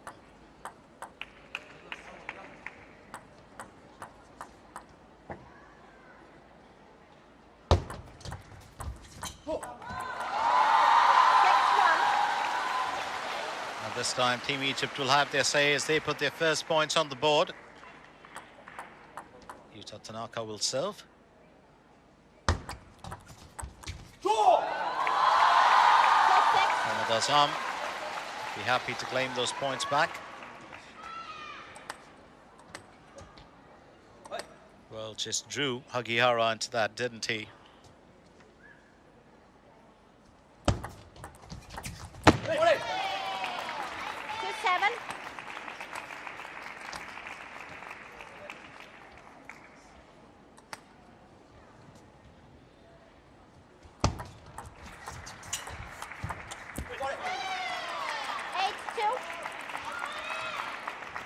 So this is the 4th match between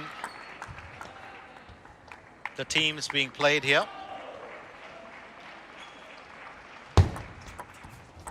That's Team Japan and Team Egypt. 9-2. 7 points ahead currently.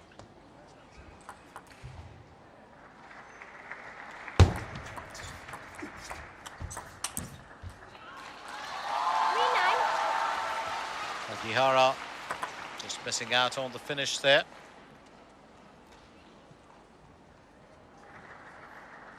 He's an out-and-out left-hander, straight off the net.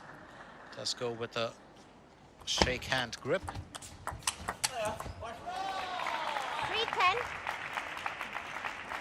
His best ranking was 147. That was on the 1st of March 2024.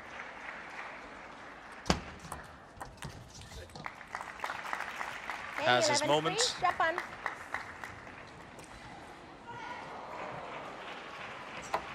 And that's the first game claimed there by Team Japan. Tanaka with the jab, and Azam, of course, getting it away from the table. So 11-3. And Team Japan move up to now 6-4 in the entirety of the current matchup.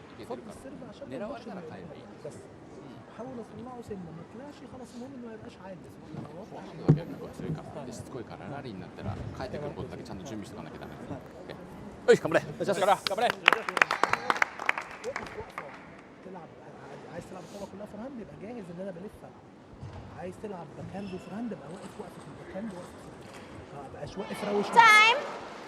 وانت مروان مفيش مشكله، الكوره على الترابيزه واحط الكوره، مش لازم اعمل كده، مش مالكها ازقها طويل عادي مفيش مشكله. يلا Yuta Tanaka himself, his best ranking was on the 1st of September 2024, where he had reached 44. His current ranking is 51. Japan to serve. Level.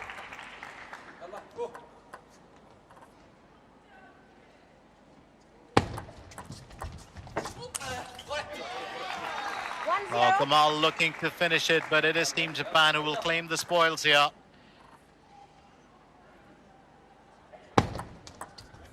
Let. Well, I do wonder whether it's a bit of fatigue that has crept in for Mohammad Azam. Back-to-back games, never the easiest. Well, Gamal just displaying a lot more energy, and there's no doubt about it. But Azam does well here.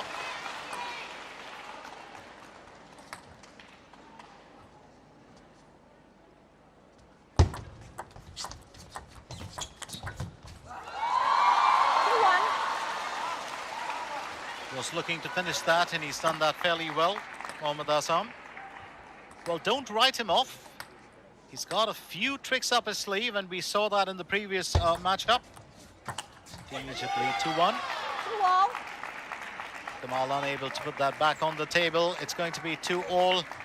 Hagihara and Tanaka need to finish this in 3 straight games if they want to finish the encounter.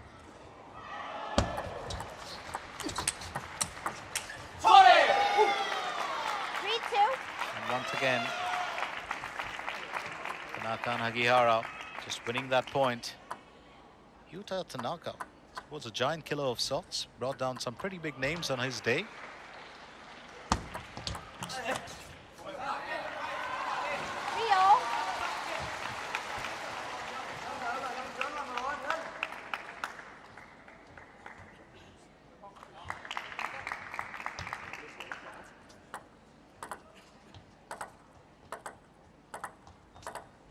Gamal to serve. It's a 3-all in the second game. 3-4. Straight off winner there. Lovely wrist action from Hagihara.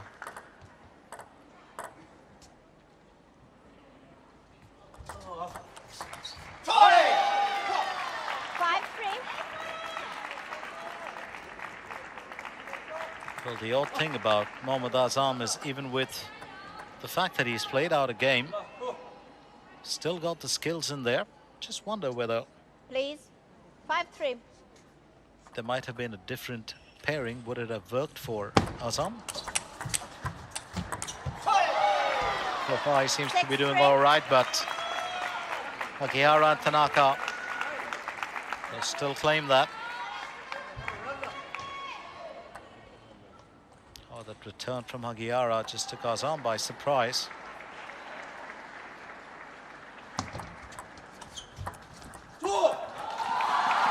Lovely confidence generated there, beautifully done by Mohammad Azam. He is a quality player, there's no doubt about it. Haven't seen too much of him in the circuit, but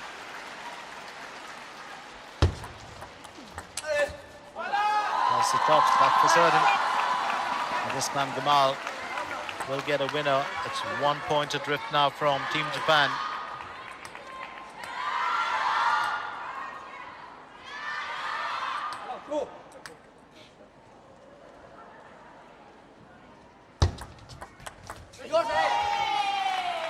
That's well done.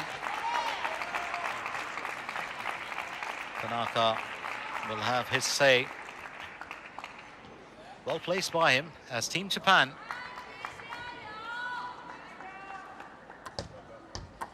Well, still very much in it.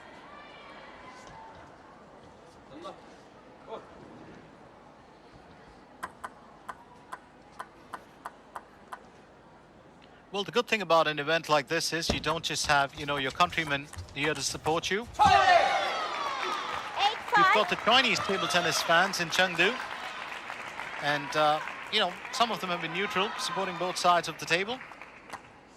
Some of them, of course, have supported Team Egypt. Some have supported Team Japan. But it really depends. If it's not your country you're supporting, you can pick who you want to support.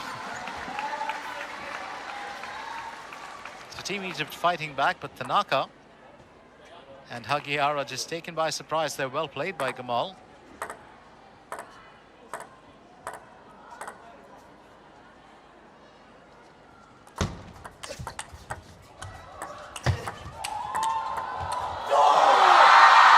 Oh, well done. Well done. Mohammad Azam once again putting on a show here. So needed.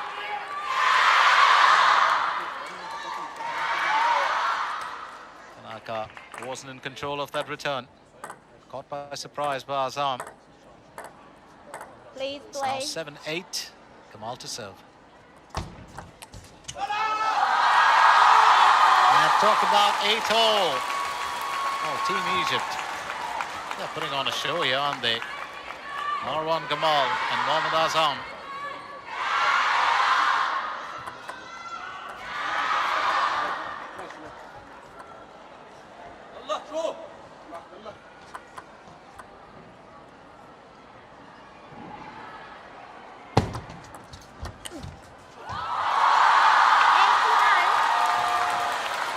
Would you believe that? What a comeback.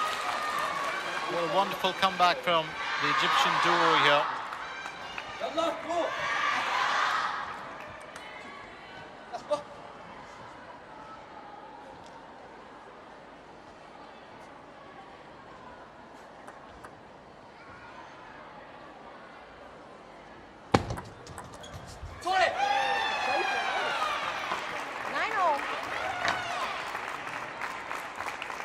And Team Japan won't let go as they draw it back to 9-all.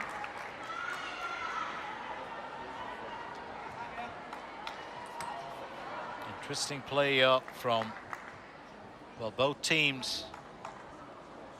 9-all.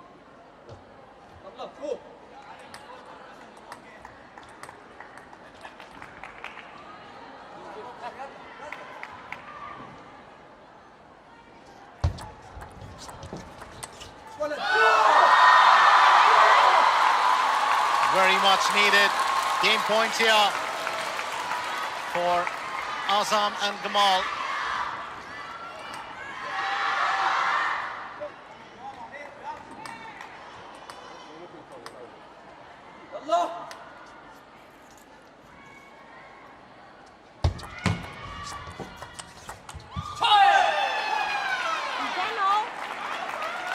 Wasn't expecting that.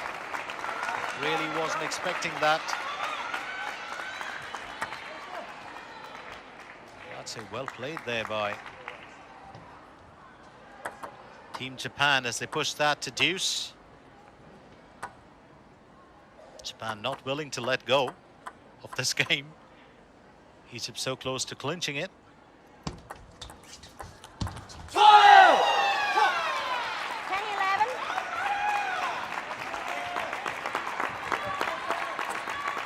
Japan take the lead. Well, it's been probably the toughest game that I've seen in the evening session. 10-11. The advantage, switching sides so many times here. And they pushed that back to 11-all.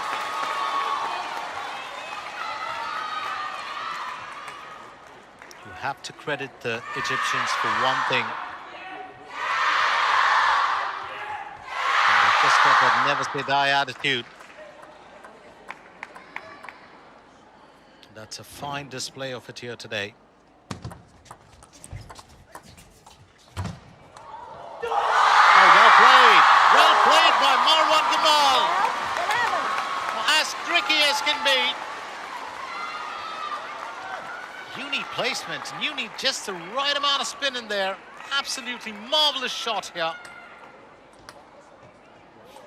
Would have said marvelous Marwan. Well, stayed silent in the earlier game, but he's just come good in this second game. That's straight off the edge. Yuta Tanaka pushing it back to 12-all.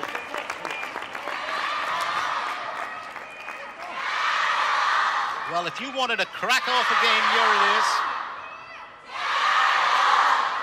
That expression should say it all. Egyptian coach.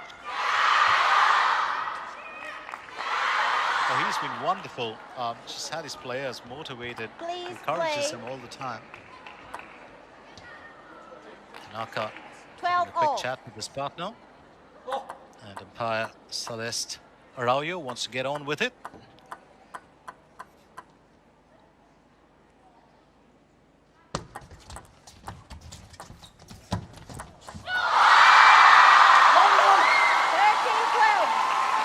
Advantage Egypt here. They lead 13-12.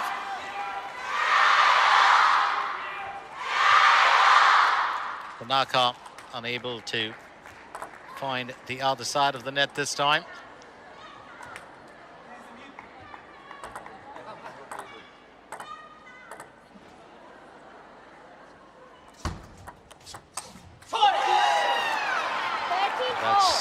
That's just going to go on, isn't it? So it's 13-all back again, thanks to Hagihara.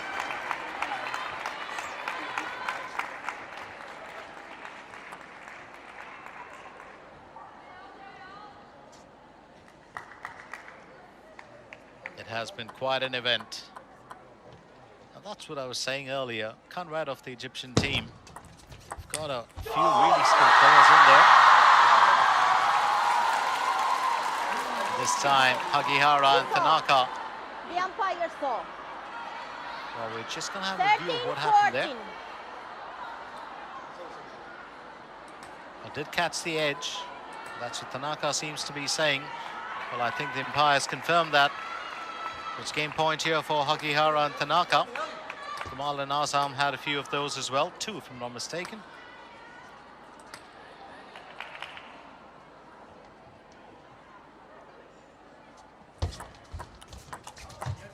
Let 13-14. Time to serve again for Mohammad Azam. It's 13-14.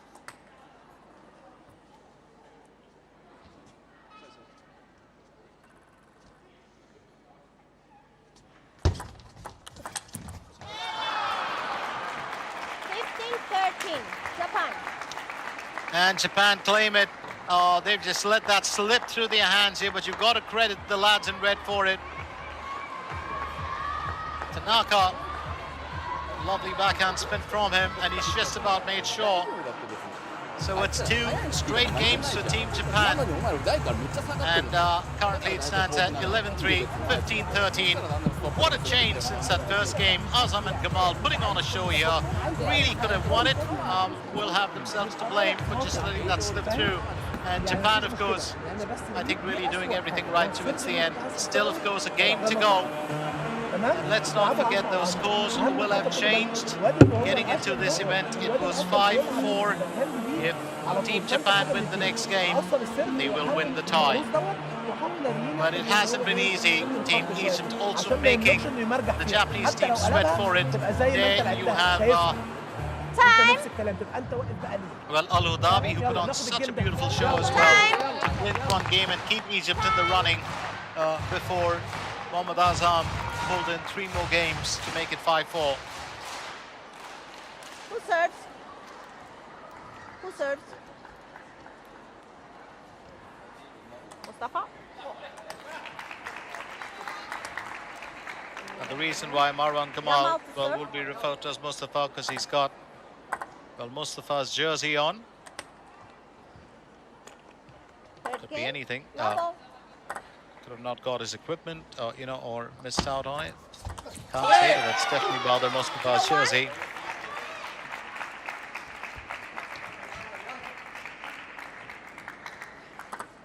Japan claiming first points in the third game.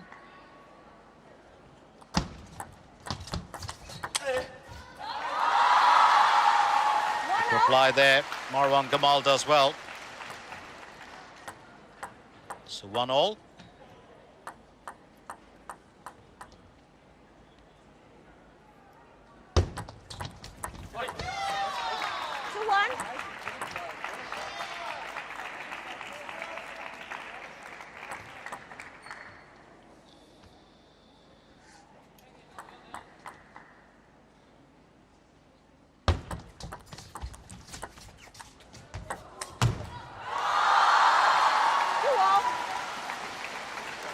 So 2-2. It's certainly turning out to be another one, isn't it? Just like the previous game. Oh, that is such a beautiful return from Marwan Gamal. Almost thought that Hakihara had the winner in there. Net. 2-2. Well, all said and done, we're looking at some quality table tennis being played here in this encounter between the duo from Japan and the duo from Egypt. This men's doubles event certainly turning out to be an entertainer, and the crowd is loving it.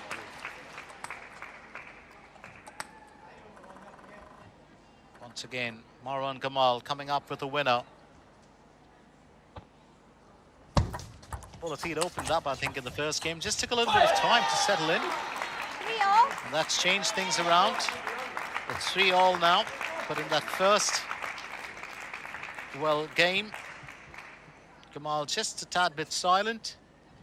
Could have changed the outcome of this match, probably. But sometimes, well, most players will take a bit of time to settle in. It's just the style of play that you have. Some players could lose, you know, a game or two and just come back. I haven't seen Marlon do that many times.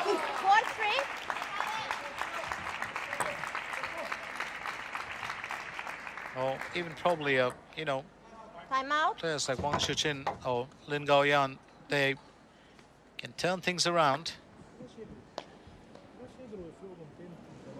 So timeout being called here by Team Egypt. Well, there with the lads.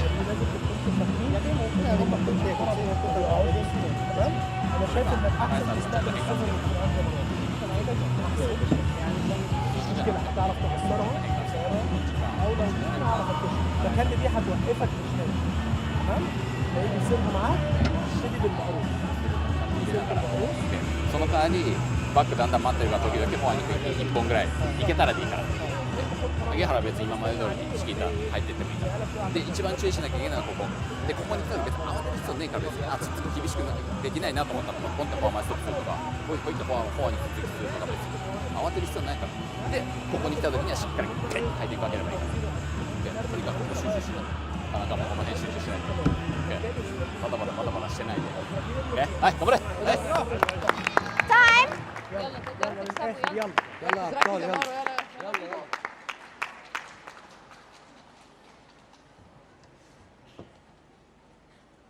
Four, three.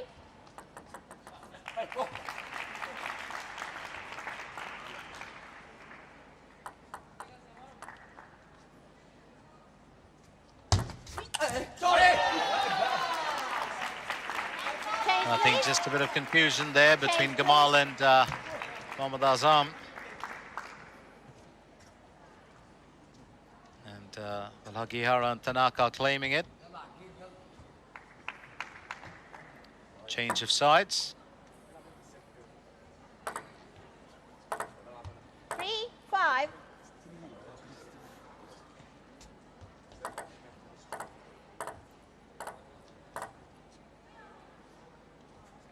Always customary at the half point. 3-6. Or the half part of the game.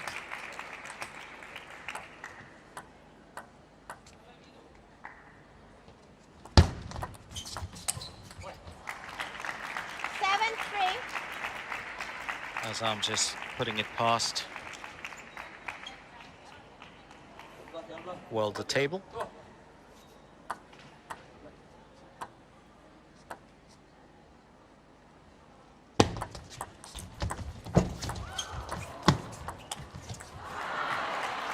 Well, that was proving to be such a terrific rally. As I'm just dragging it out. And, well, playing that even with the net being an obstruction. Tanaka, a lovely return from him. And Japan earning that point, no doubt about it. The lead by 5 points now. And Gamal says, let's cut that down to 4.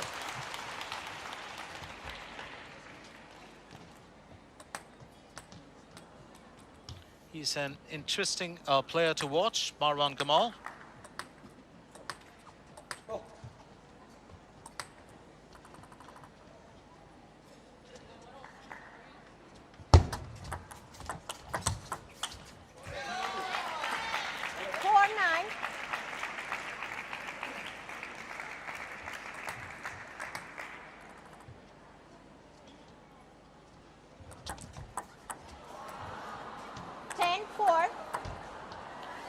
So now just, well, 1 point away from claiming the match. And that's pretty much it, as Hagihara and Tanaka win 3 state games and the match itself. What an event this has turned out to be, and Team Japan have 8 games won. It's an interesting, well, I thought it was going to be, well, pretty fast the way it started, but Team Egypt really making Japan sweat for it at certain points. Marwan Gamal pushing that onto the net, and that pretty much was the end for Team Egypt here. But he's played a great game here, impressed as well, Marwan Gamal, along with Mohammad Azam. So 11-3, 15-13, 11-4. That's how Team Japan will finish off, with Hagihara and Tanaka claiming the spoils over Azam and Gamal. And this, of course, has been a very, very interesting, well, battle for us, I should say. Let's very quickly remind you that Japan, of course, have finished off with 8 games over Egypt's 4. And they, of course, will continue to lead in Group 2. So it's been a very, very good outing and a good day at the office for Team Japan. We will have, of course, a few highlights to run you by. Let's also remind you that tomorrow it will be my good friend Shazad Haq to return back.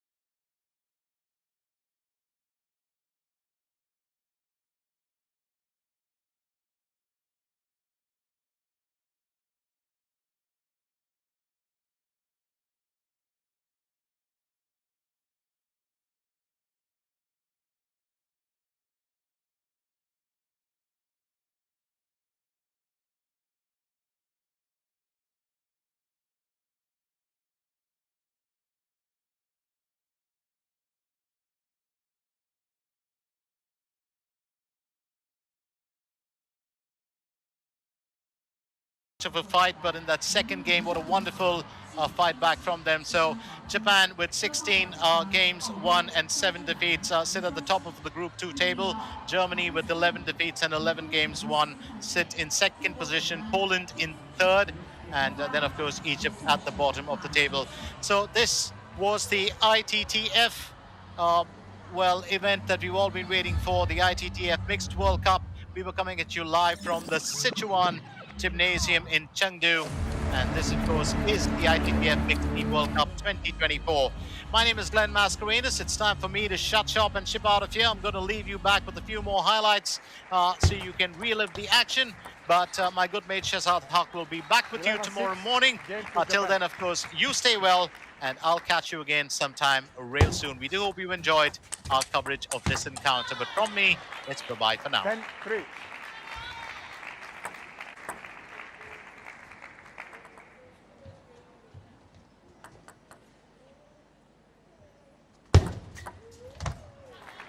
(11-5), game and match for Japan.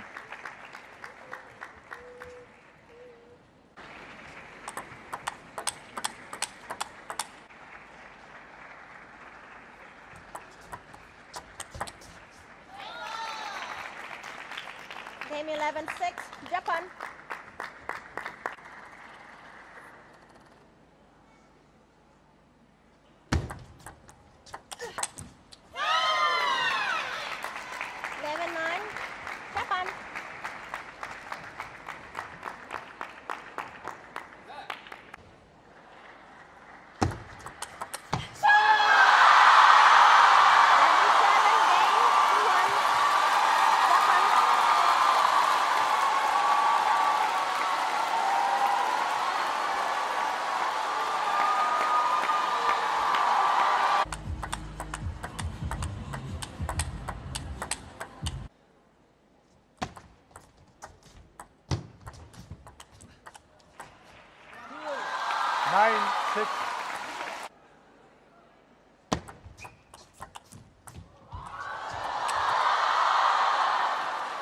Nine.